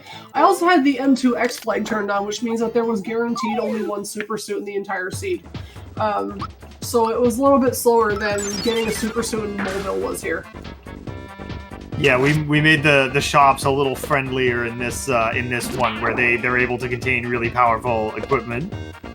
The reason that I did that was because Gino's defenses are really bad. And early game Gino at level 1 with like 15 HP, his early game defenses are really, really bad. So I wanted to, just in case we had some really, really awful boss shuffling, which we almost did because, like, hello, Flamestone and Mushroom Way, no thank you, I'd rather do anything except that. I wanted to give myself a way out in case it got to the point where the seed was, like, unbearably bad and really boring to watch because it was unbearably bad, so I turned on Wild Shops, which lets anything be anywhere. Yeah, like the Chaos Shuffle. Oh, nice. So that'll get us into the back of Moleville Mines, and we can check the Punchinello spot if we need more star pieces. Giga Mike has a question about shop shuffle logic weighting the frog coin shops more heavily. I believe it does that when you have the balanced shop option, right? Yes, it does. Frog coin shops are biased to have better items, as is the juice bar past the Alto card. The standard juice bar can just have like crappy items, but once you find Alto, Tenor, and Soprano, it starts getting good stuff. And everything behind the Shed Key, as well as Hinopio's shop in Volcano, and Crocco's second shop in Bowser's Keep, and his first shop if you have Bowser's Keep closed. Yeah, so there's actually like quite a few options for the shop shuffle now that exist. So what we're doing in this run, because it's a solo character run and we wanted, the best chance of getting through this without taking forever, is we've got allowing the shops to just contain anything. So it's essentially just a chaos shuffle.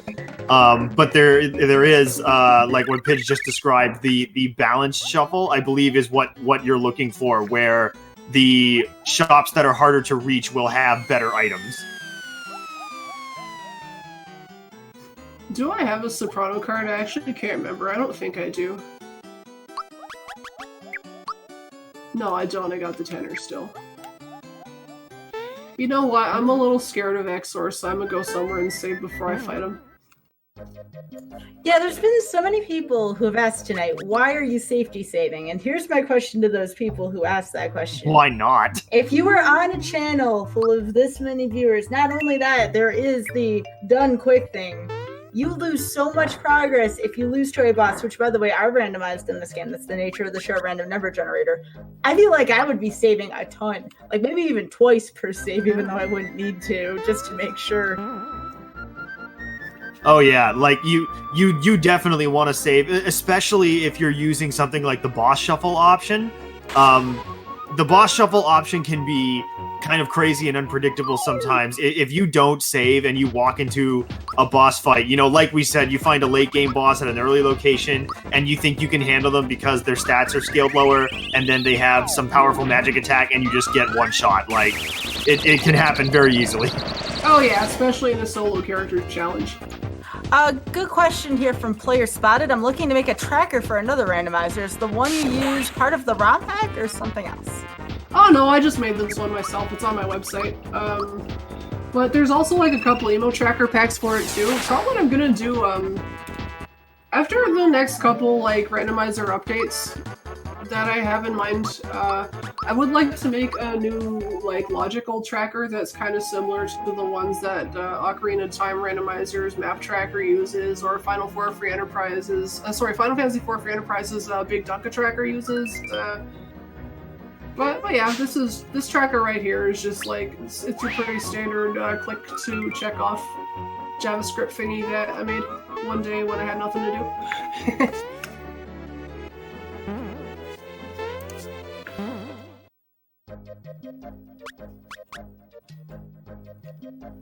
Yeah, I should have made you turn on the no Geno whirling XOR flag. Oh man. I feel like we could have done that, Fleck, if you would have played too. No, I don't want to have to endure that. I just want other people to endure it. Oh, I see how it is. Okay. Whoops, I just bought an antidote pin by accident. Alright. No, I didn't. This is the fun of randomizer communities, is we all tend to do races every now and then together. It's not only about the game itself, but it is about community interaction, and that's one of the best things, is you get to meet a ton of friends, and sometimes you'll get them asking you to play tougher modes, but they won't play them normally. So yeah, I would definitely let people know, like, if there's a randomizer you see on this show and you want to become involved, there are community resources involved, and everyone who is a part of this community, all very nice people, be happy to point you in the right direction. Yeah, I mentioned earlier that the website has a link to the Discord server, so you can join there. There's a help channel that has all the resources, and you can ask questions. There's also a really good guide that Pidge wrote, like a beginner's guide, kind of a player's guide for the randomizer on the website as well, in the resources section, and that will show you, what you can do in each area, what the bosses are, like how the boss scripts work, so you know what to expect. It's very detailed. It's actually one of the first things she did for it. Oh, yo, 11 baddies? I've only ever done that once. That's the second time I've ever gotten 11 hits off that star.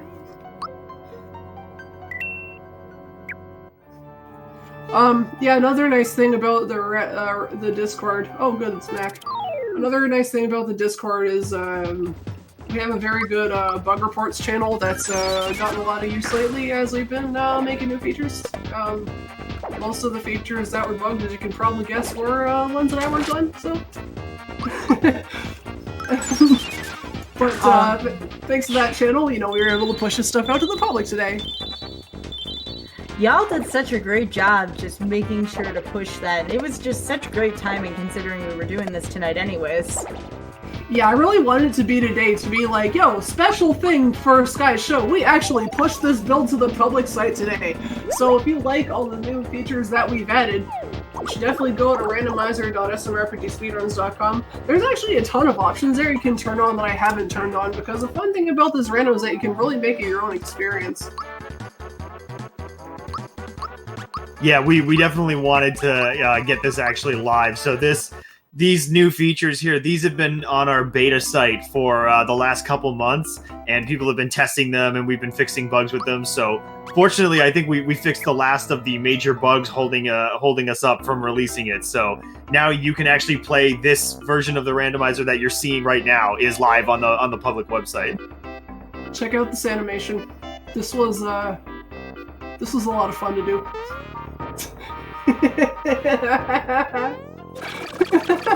I love this.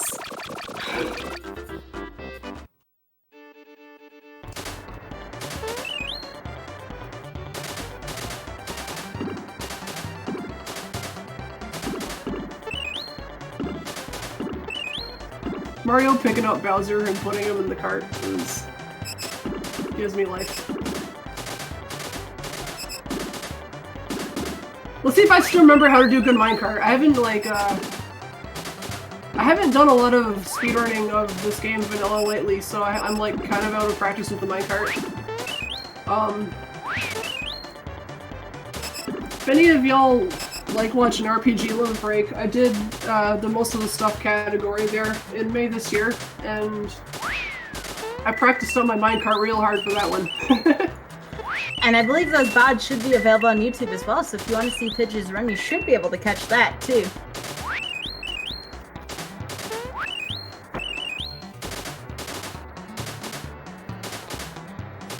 So while I'm doing minecart, I wanna plug something myself actually. Everybody in the chat. Oh wow, that was pretty bad. Anyway, everybody in the chat. If you are a lady, or if you're a non-binary person who is comfortable being grouped under the umbrella of lady, you should definitely check Muffins' latest tweet about the Frey Fatales Discord, because it's pretty awesome. We are having we have a Game of the Month channel in there, and Game of the Month is pretty cool because, like, the Frey Fatales Discord, you don't actually have to be a speedrunner to join it. All you have to do is enjoy speedruns, or just want to join the Discord for Frey Fatales. It's pretty cool. The Game of the Month channel is like everybody learns a game together each month, and we learned Pokemon Snap, we learned Untitled Goose Game, the speedrun. It's pretty fantastic. Right now we're learning Undertale and Sonic Mania, so if y'all want to join a really fun community of like-minded women, then you should definitely hop in on that. I'm plugging that because I just thought of Untitled Goose Game for no reason, and then I remembered to plug the Frank Vitalis Discord because we learned Untitled Goose Game. Also, Pidge, feel free to plug yourself as well. What do you do besides Super Mario RPG Randomizer and, of course, SMRPG Vanilla as well? I sleep and I eat fried chicken and I post nonsense in Void's Twitch chat, and what else do I do? Well, I meant on your channel, Pidge. Oh, my channel. I speedrun Super Mario Land 2. I play Ocarina of Time Randomizer. I speedrun the original SMRPG. Occasionally I do development streams. Yeah, that's kind of what I do. I'm gonna do Bowser Door Minute.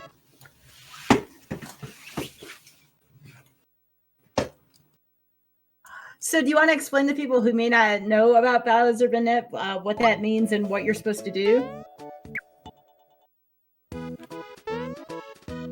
Yes.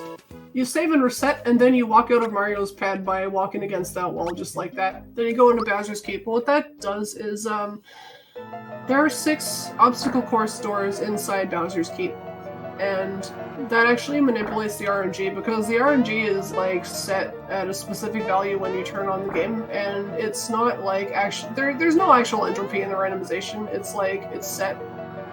So, if you do that, if you walk out of Mario's pad like that, then you always know which doors are going to be which inside Bowser's Keep when you turn the game back on. So that's kind of what I did. I'm going into Bowser's Keep before Barrel Volcano because there are 3 checks in here instead of 2. And also because I turned the D1 flag on, which means I only actually have to complete one of these doors, so I'm going to do this one. And this is exactly the one I wanted because I manipulated it. This is the fastest of the 6 doors, so I'm doing that one. Yeah, if you want to get into speedrunning this game, the Bowser Door manip via Mario's pad there is like probably one of the first things that you'll learn.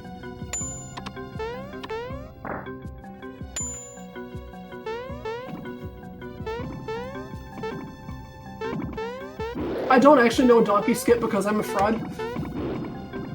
This is where all my any percent friends are just shaking their SMH at me. Yeah, but they never get it anyway.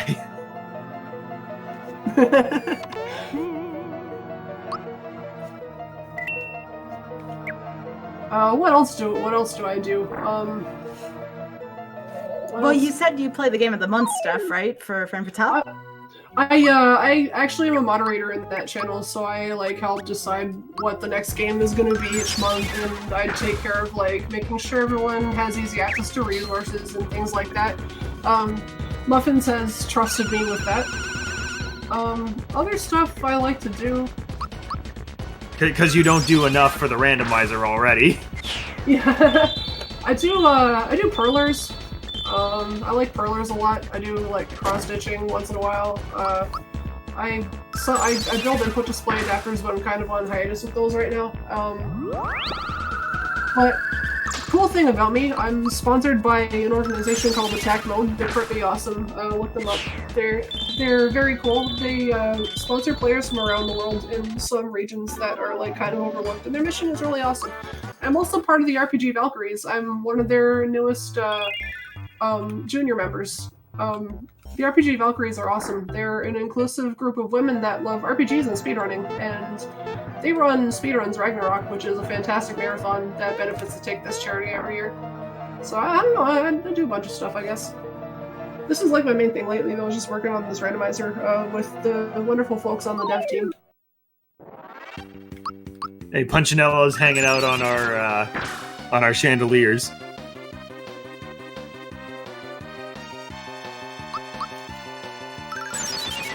Which boss would you replace with Birdo Egg if you could choose? Like, which boss would I have come out of the Birdo Egg? Is that what you mean? Definitely Culex. Agree with that, actually, yeah. I would have Culex or Booster, because everything is funnier with Booster. Yeah, I mean, so one thing right now with the boss shuffle happening, the spot that Birdo ends up at, the egg is still there, so Birdo still comes out of the egg, at least the top of the egg. And the boss that ends up at Birdo's spot in Nimbus Land is actually, sitting in the broken egg background of that fight. So what would be really cool is if we could actually keep the egg in the Birdo spot no matter who's there and have the boss that shuffled there come out of the egg.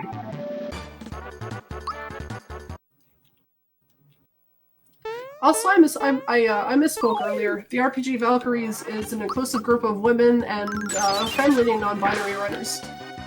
They're all awesome. And when I got recruited to the Valkyries, I had about 9 messages in my inbox from all the existing members that were just the word honk written in capital letters. So I just had a lot of honk, honk, honk, honk. And I was in a call with my best friend Sean at the time, and I was just like, oh, what on earth is happening right now? And he's just like, question mark? He and I were in the middle of playing FF4 for Enterprise, and I was like about to fight Zeromus, and I just looked at Discord and I'm like, something's happening. I will call you right back.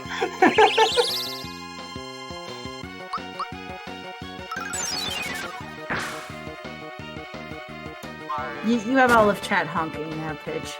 Good. Honk.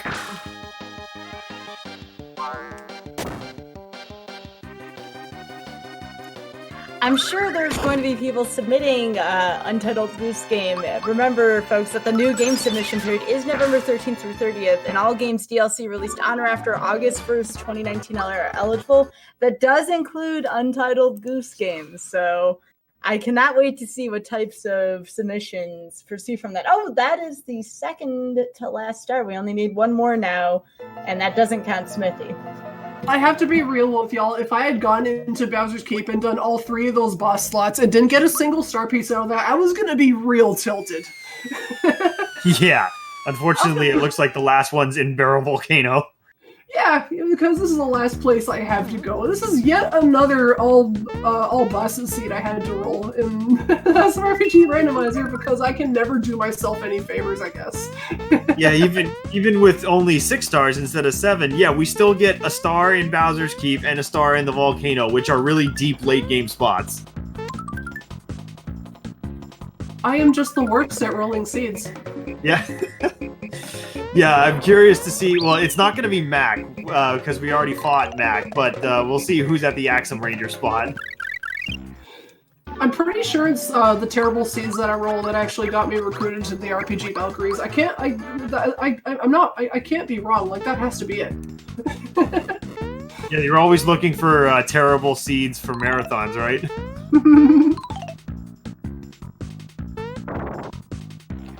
Petition to remove Volcano but keep the music. I would go for that.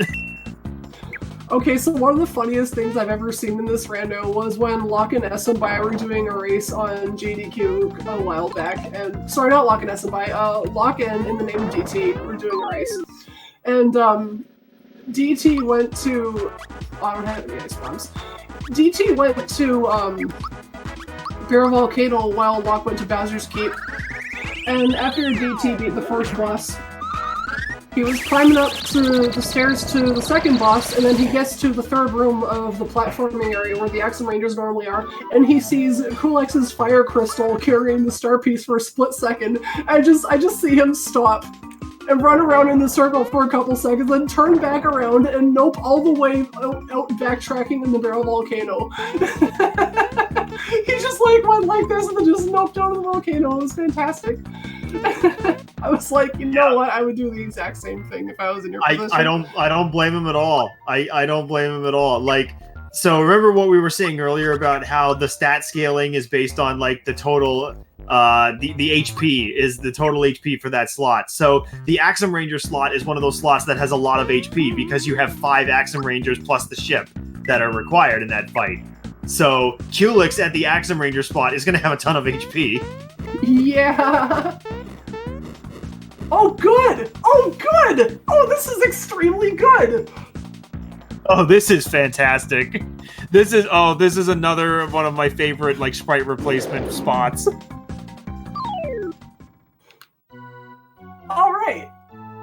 right. I can roll with that.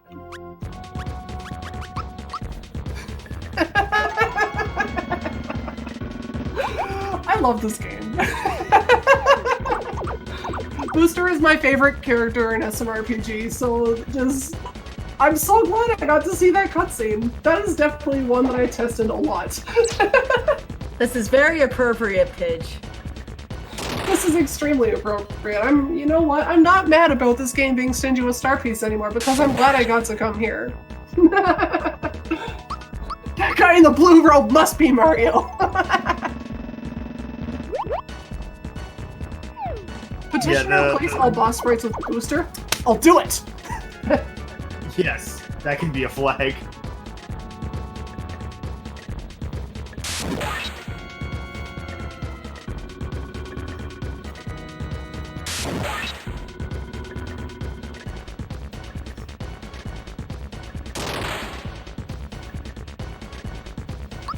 Oh, these guys have a lot of HP. Yeah, Zardragon is gonna have a good amount of HP as well, since it's also a two-phase fight, so it's gonna be the total of Zardragon and Zombone. Yeah, at least it's divided up between all 4 agents in this battle because you are required to defeat all of them. But now that the 3 snippets are down, I can just wail on Booster with my Star Gun. In fact, I probably could have gotten away with using Geno Flash once instead of Star Egg, however, both are like generally both very slow attacks, so I don't feel like it made a huge difference.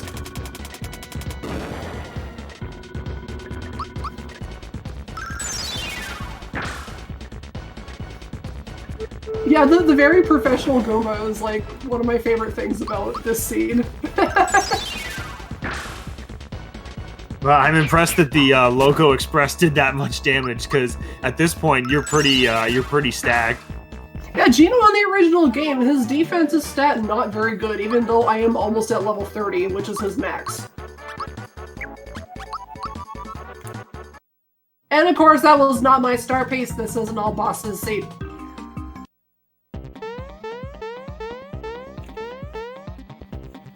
Who's it gonna be? I'm trying to remember, have we seen Axums yet?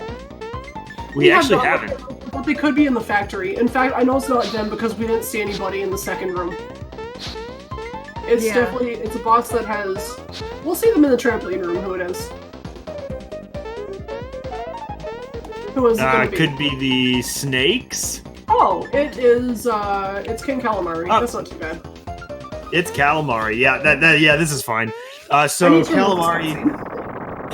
Yeah, the cutscene is still here, but Calamari is another one of these bosses where he has a special background, and since the tentacles are coming out of the holes in the ship, and then you move up the ship in the background scrolls, so if you put this on a different background, or like the default background for this area, it doesn't look right at all. It gets really weird. So this means that, Panda Right, Cloaker and Domino, and Axum Rangers, and who else? I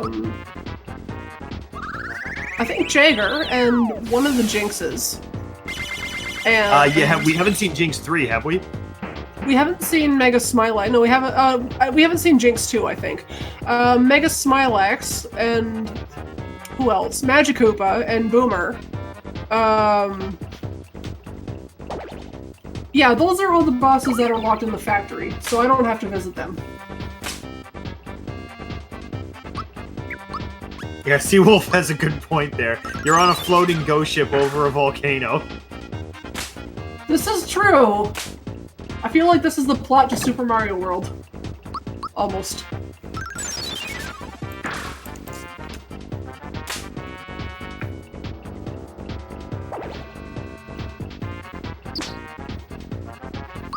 So, like, this spot has a lot of HP. However, it is divided up among 9 enemies, so the fact that I'm doing 500 damage per attack is gonna make it not too bad, because Geno overpowered, just terrible defense. Yeah, typically a glass cannon, but once you get, you know, the super suit and the safety ring and all of this, pretty good. And there's my last star piece. Okay, y'all. I think it's time to fight Smithy after I stock up on some things. Pretty fast run here overall, Pitch. Well done. Yeah. This has been quite interesting. There are actually some shops I never checked. Let's see if I can get a red essence in here. Hey! I told y'all the Goombas were fine. Oh, there is red essence in here. Okay.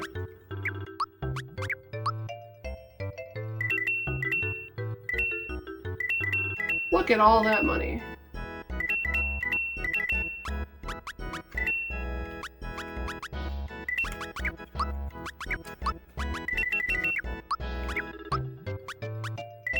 I definitely don't need pick-me-ups in a solo character challenge. Yeah, that's kind of useless. Yes, the red essence is about the best thing you can get because you only have one character. Let's use all of these.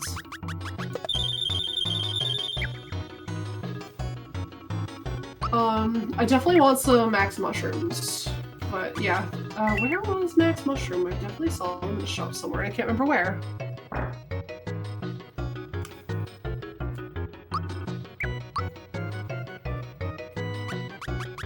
Not here. However, there are... Ooh, rock candy. I like that a lot.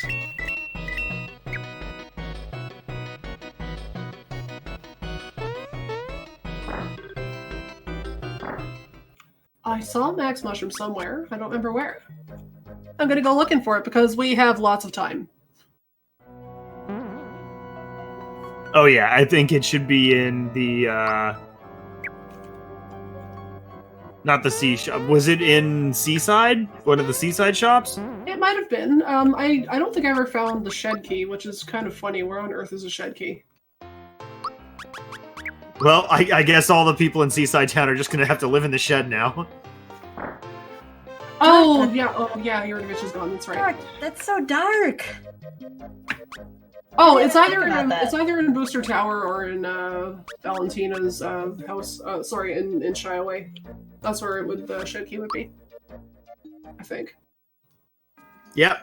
We won't be needing it for this seed because we found everything now that we need. I think. Yeah. Just where are my max mushrooms? Were they at the juice bar?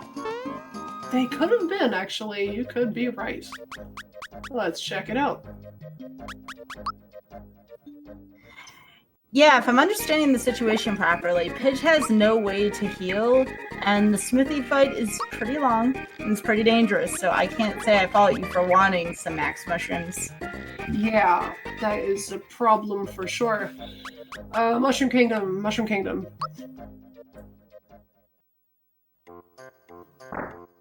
Oh, oh, there's my Soprano card. Okay. There are no max mushrooms here. Okay, this is not looking very good. They could have been in Mulville or Nimbus Land. Or, oh, you know what? They could have been in Rose Town too. I never checked.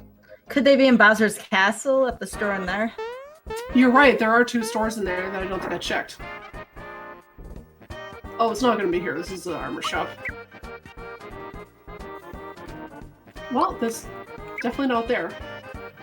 Worst case scenario, I'll buy the Kira Cola. Let's check Mulville.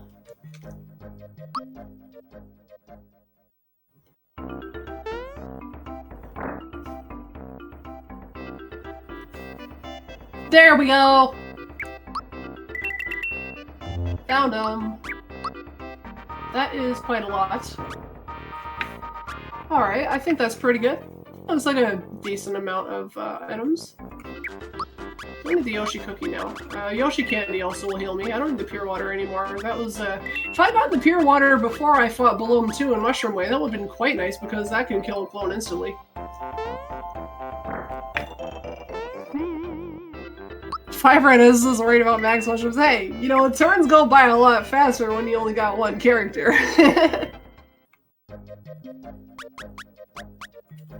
Okay. Alright, chat. Who's ready to fight Smithy? I'm ready to take that warp. Who's ready to take that warp? Also, hey, our first save file's still there. Yes! That means that we officially officially fixed that bug because I've been in every single room in this game.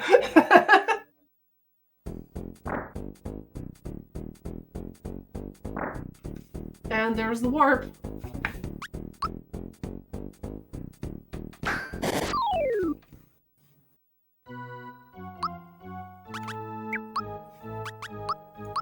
Smithy 1 does massive damage, so I am reticensing myself.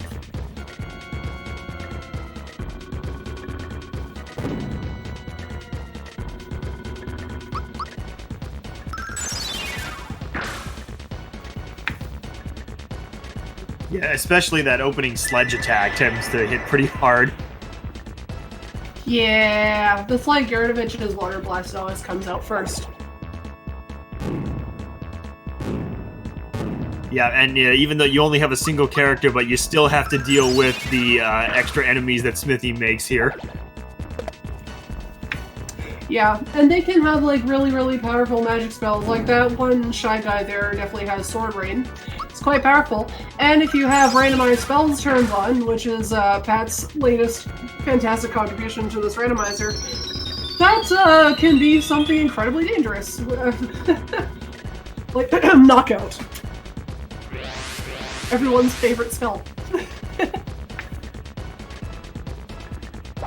Yeah, that flag in particular opens up some really dangerous things. It's really, really fun to watch. Oh, my red essence wore off. Okay, that's bad news.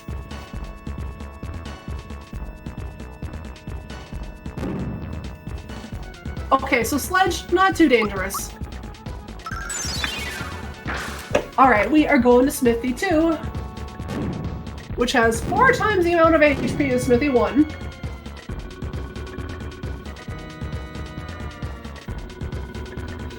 Now here, when you come to Smithy on a solo challenge, you definitely want the Quartz Charm, the Jinx Belt, the Attack Scarf, or the Safety Ring, because all of those will defend you against Magnum, which is a one-hit KO move that is unblockable. Or if you're playing with randomized equip stats, you just want anything that can block instant death.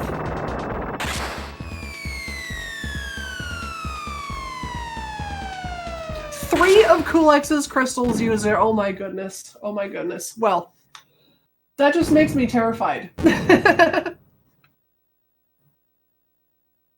Yes, Test Zero, I believe they are. I believe that is supposed to be the things from the castles in Super Mario World. This game is full of a lot of references to the early Mario games, which is partially why I renamed Birdo to Birdetta.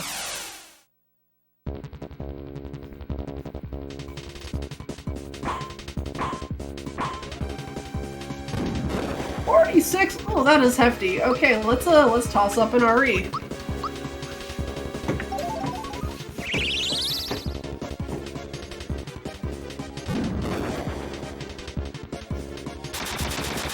Yeah, you really want to have some instant death protection for this fight on a solo character run.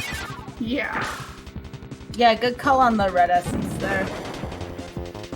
I do have instant death protection in the form of my Quartz Charm. However, his standard attacks like that bullet shot are just incredibly powerful. And I don't want to be healing too much, so I'll toss up the red essence.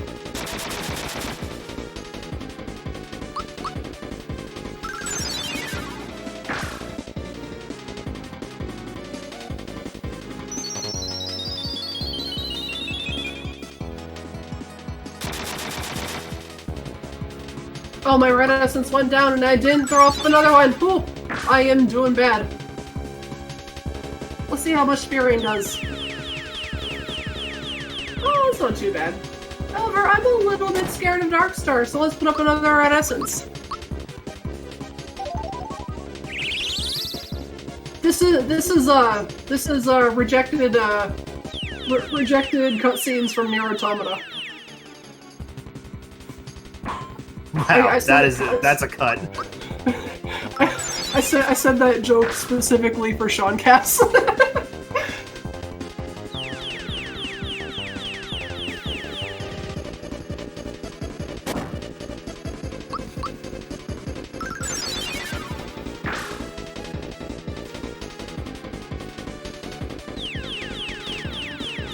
Also, Pidge, let me know when time happens. Okay, it'll be quite soon.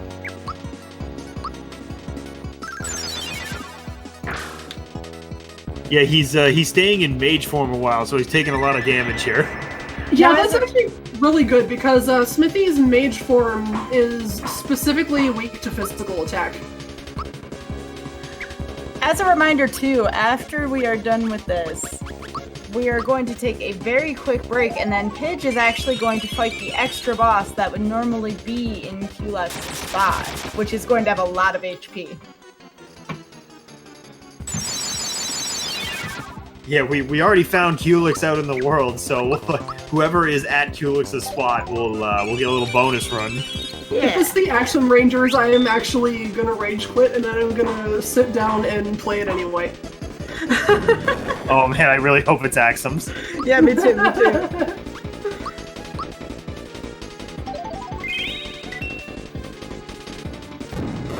The surprise is gonna be Booster again, I wish.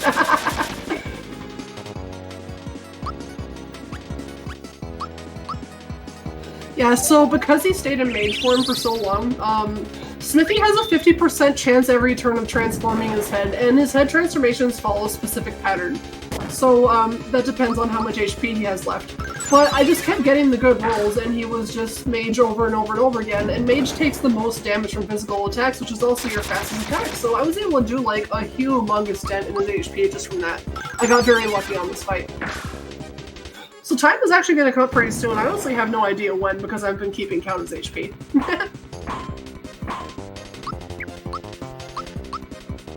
Yeah, I'm hoping for Axums or the Snake Brothers. Flicker and Domino.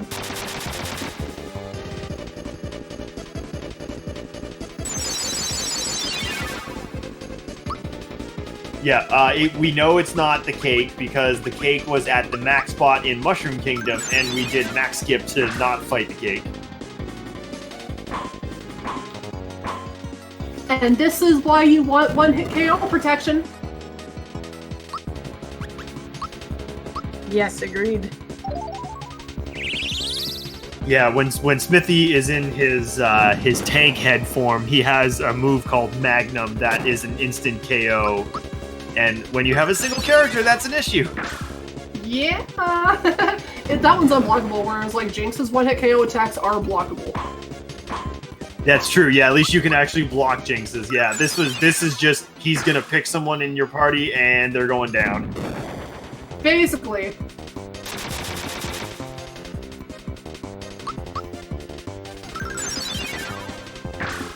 So he should be done soon because double tank head means like he's in the random phase, which is less than 2,000 HP. And there's triple tank. I'm gonna toss this last RE up just in case. Yeah, may as well use it just for safety. Good idea. Pretty much. Probably the next couple of hits is gonna be time.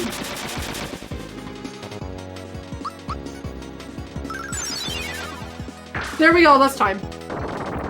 Alright, 2:05:56. Congrats, Pidge. A whole hour and a half underestimate. Awesome.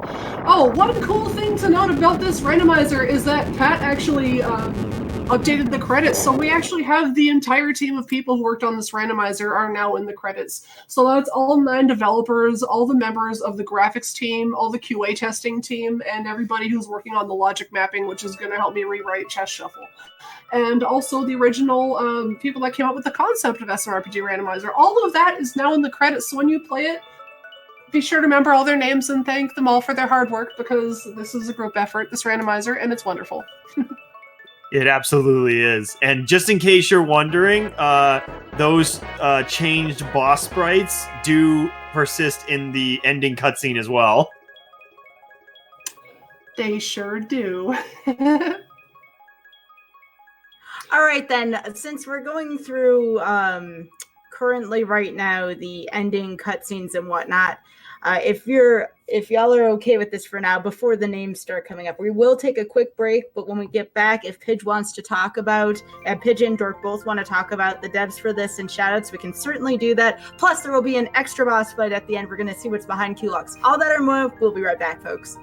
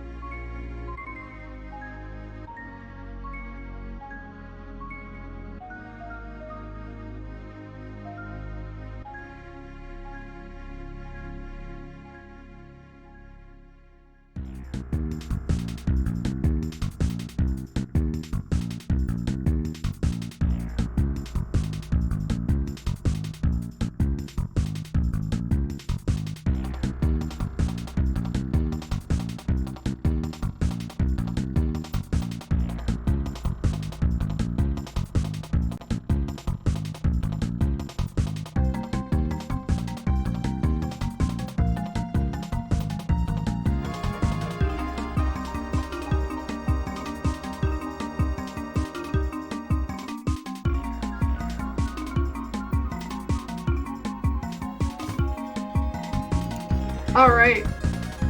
So we're back. All right. We're back. So kind of cool thing about this randomizer. Swinch and Pat worked on this. They changed the credits. The parade is still the same because we love the Happy Parade. Could never change this even if I wanted to.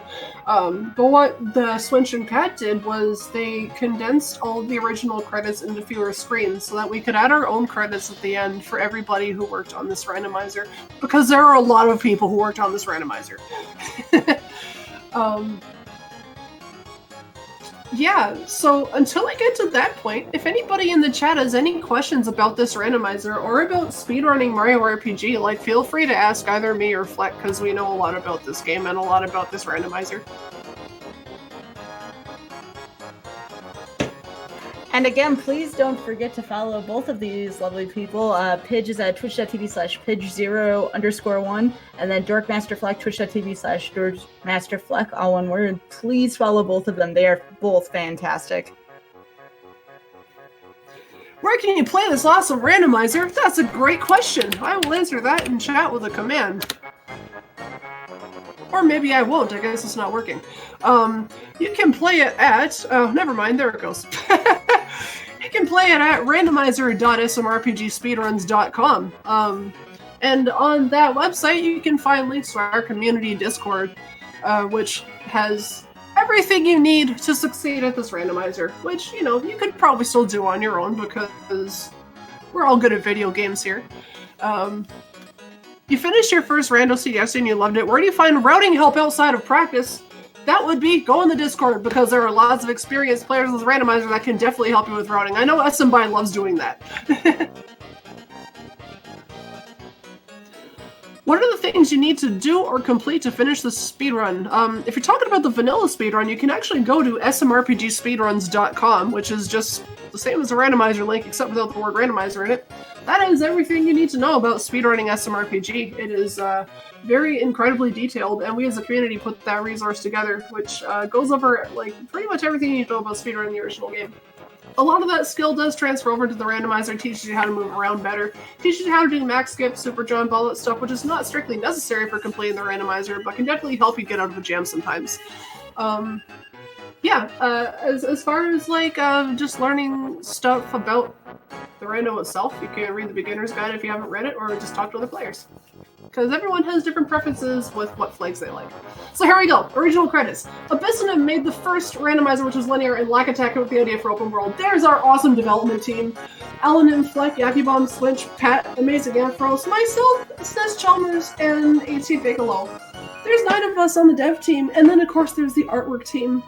The graphics team is awesome. They did the palette swap feature, and also Sean Cass and SMBI did custom sprites. And then there's me on my own screen for whatever reason. I don't know. I don't know how that happened. And of course the QA team. Okay, all the stuff that you saw here tonight, you can thank the QA team for that, because they are the reason it actually got done on time. The logic mapping team is a team that I assembled because I want to redo how a lot of events in this game work, such as chess shuffle. There are over 500 rooms in this game to comb through events in, so all of these people are making that possible. The special thanks to Dark Kefka and Company. A lot of them work on SMRPG Armageddon, and they know a lot about ROM hacking, so they've helped us. As for other randomizer communities, FF4 Free Enterprise, OOT Randomizer, and ALTTP Randomizer, especially the FF4 Free Enterprise community, they give us a lot of inspiration for this. So we put them in our credits, and also there are Palom and Porum colors for Mallow in this game, if you turn on palette swap. ALTTP helped us, we stole a lot of their logic for item shuffling, and I'm in the process of stealing Ocarina of Time Randomizer's interface for turning on flags. Oh, it picked my message. It picked my. That's poetic. That message right there is random. Yeah, that's from me.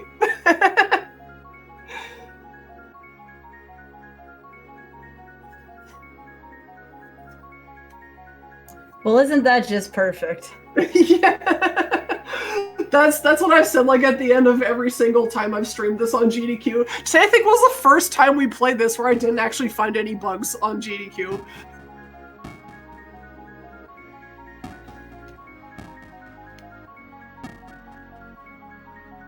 Is there a reason you can find custom ROMs like SMRPG Armageddon in the CT fan-made game? What do you mean by a reason?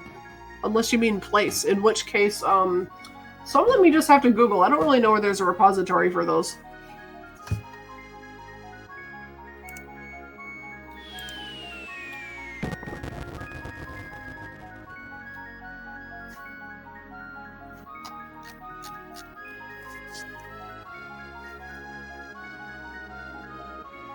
And now for one of the most important parts, whether you're running vanilla or randomizer, this is a special place for all SMRPG players. Indeed. Yeah, you've got to wait until the very end. Except it's not the very end yet, because I have to go fight whoever is behind the Kulak door in Monster Town. Alright. Who's ready for some nonsense? Oh, I hope y'all are ready for some nonsense. Let's go. Let's go. This is the encore round because we're still well under estimate. Yo, shout outs to @DemonSmalls. Can I get everyone in chat to @DemonSmalls? I don't have enough coins to buy the fireworks.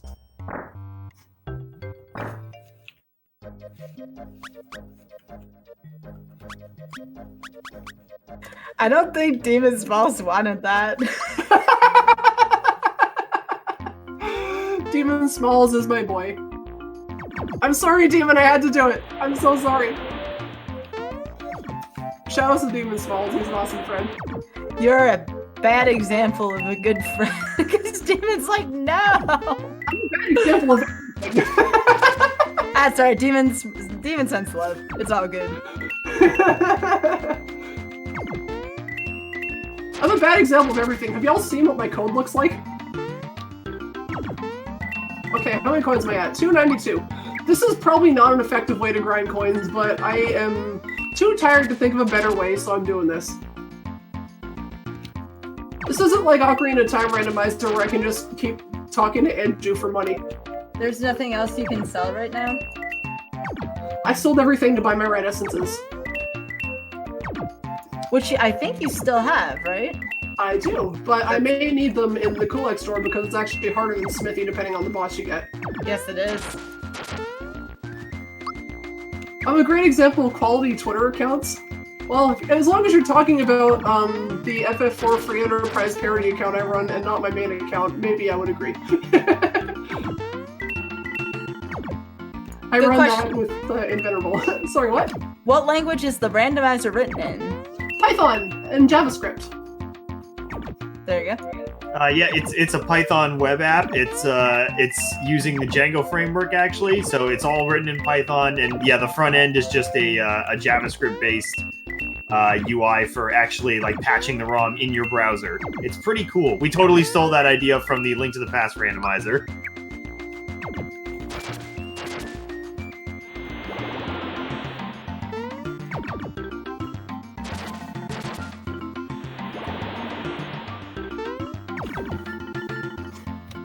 Can Bowser from the prologue be a boss? Maybe? I don't know. He's not randomized because that entire cutscene was removed from the rando, but the entire prologue is skipped. I mean, in theory, that it could be a like potentially one of the bosses, but I believe that Bowser fight in the prologue, he actually resets his health, I believe, doesn't he? yeah, but you just have to fight the King Link anyway. Oh, you know what we could do, Fleck? We could make Bowser like an included fight and be like FF4 FE where they have more bosses than boss slots.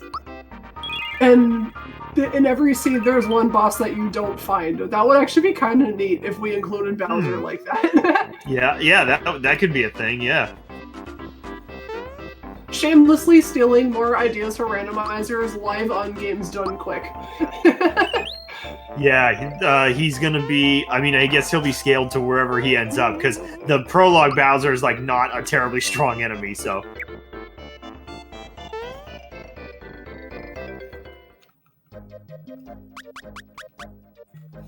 Okay.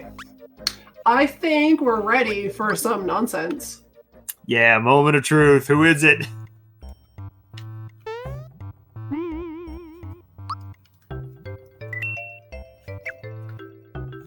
I like how every save file says I'm at level 2 because I never recruited Mario. Who is it?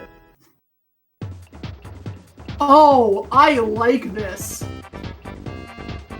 I like this. Ooh. He's gonna Hey, summon. Hey chat, y'all want to see something? I don't know why I'm defending. I could have just stacked him. Oh, are you gonna do the King Bomb trick? Maybe. It depends if summons him.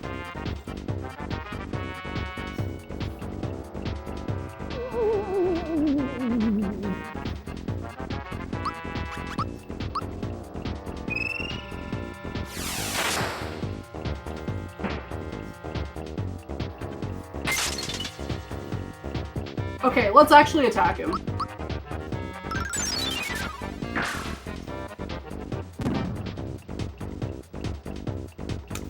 This is my jam. I love the song.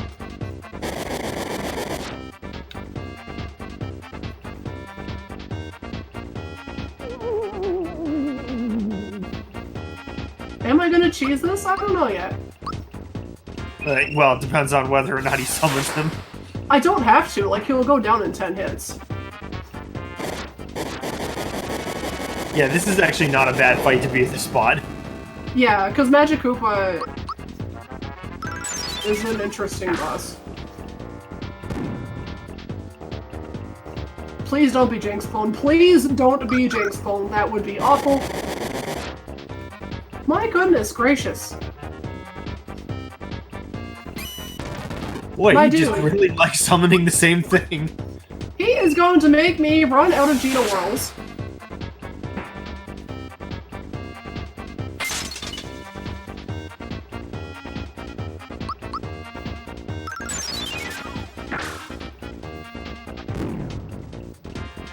Magic Coupon. Oh, this is the problem. Yeah. Pidgey gave them ideas. I love giving them ideas.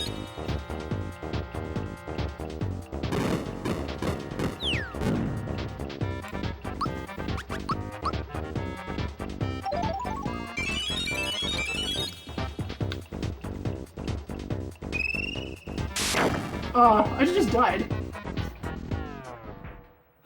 Yeah, that Jinx Bone is really strong. I was wondering why you didn't use red essence there, because that's something I would have been afraid of. To be honest with you, I forgot that Jinx pulled those bombs away.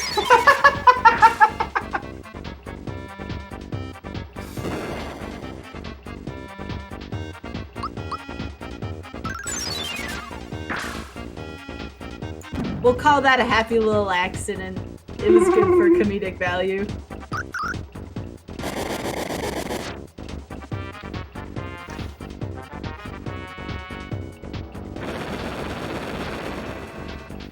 It's okay, we're still underestimate.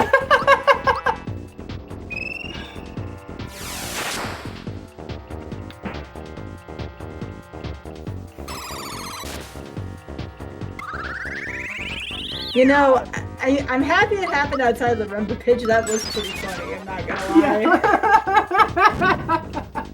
That was great. That was Worth karma. I had that coming, sitting here thinking, oh, I'm gonna cheese this with King Bomb, and I get everything except King Bomb and I die.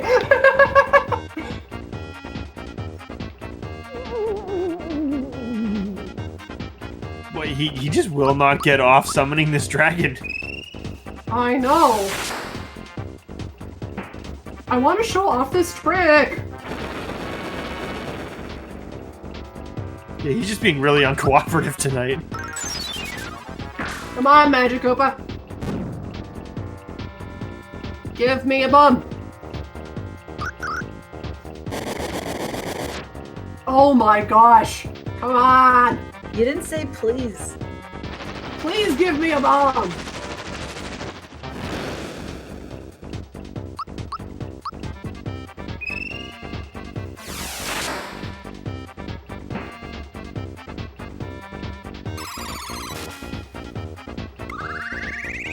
know what? I'm so mad. I'm just gonna defend.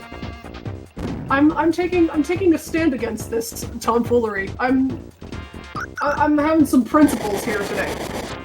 Oh dear. Okay. Well. Okay. How about this time we how about we use one of these this time? That seems like a good idea.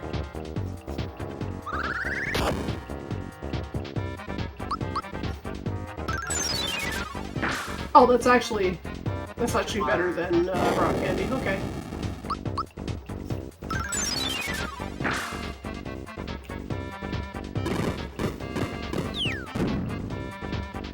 On principle, I'm not attacking Magikoopa because we are not getting along. I refuse to engage him in his nonsense. What if you wanted to show off a cool trick, but God said dragon? I mean, isn't that pretty much the plot of Final Fantasy IV?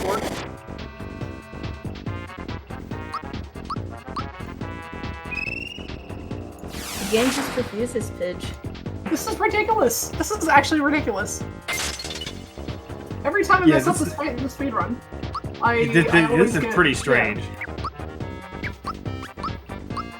I haven't seen him do this many dragons in a row. Like, this is pretty nuts.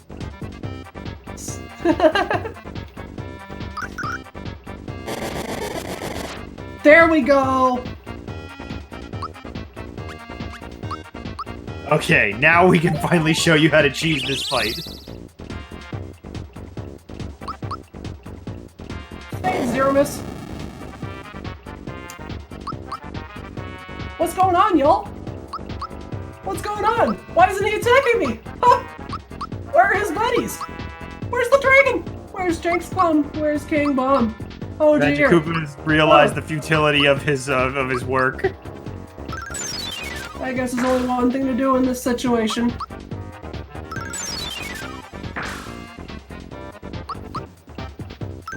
Because I didn't do Booster Hill, yeah. You gotta put him out of his misery. Booster Hill is actually hilarious, but... Anyway, y'all, that's Super Mario RPG Randomizer Solo Character Challenge. Well done. What did it just say for my experience? It said... Experience points ego? Okay.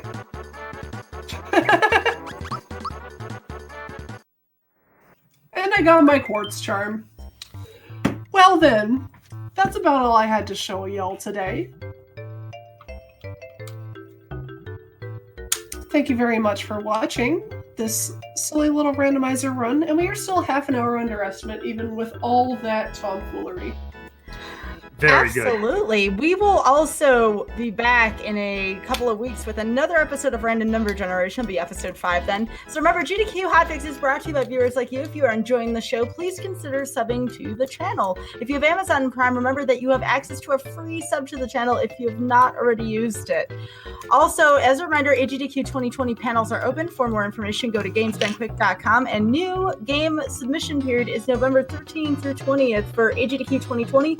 All games/DLC released on or after August 1st, 2019 are eligible, and that includes our beloved Untitled Goose Game. So thank you so much, everyone, for being here. We will see you back here in 2 weeks. And again, please give Pidge01 and Dorkmaster Fleck both a follow. I'm Skybilz for Games Done Quick Hotfix. We will see y'all in a couple weeks for another episode of Random Number Generation. Take care, folks. We'll be back on Thursday with the first stuff as well. So if you would be interested in that show, which I've heard is awesome, please go check that out on Thursday. Take care, everybody.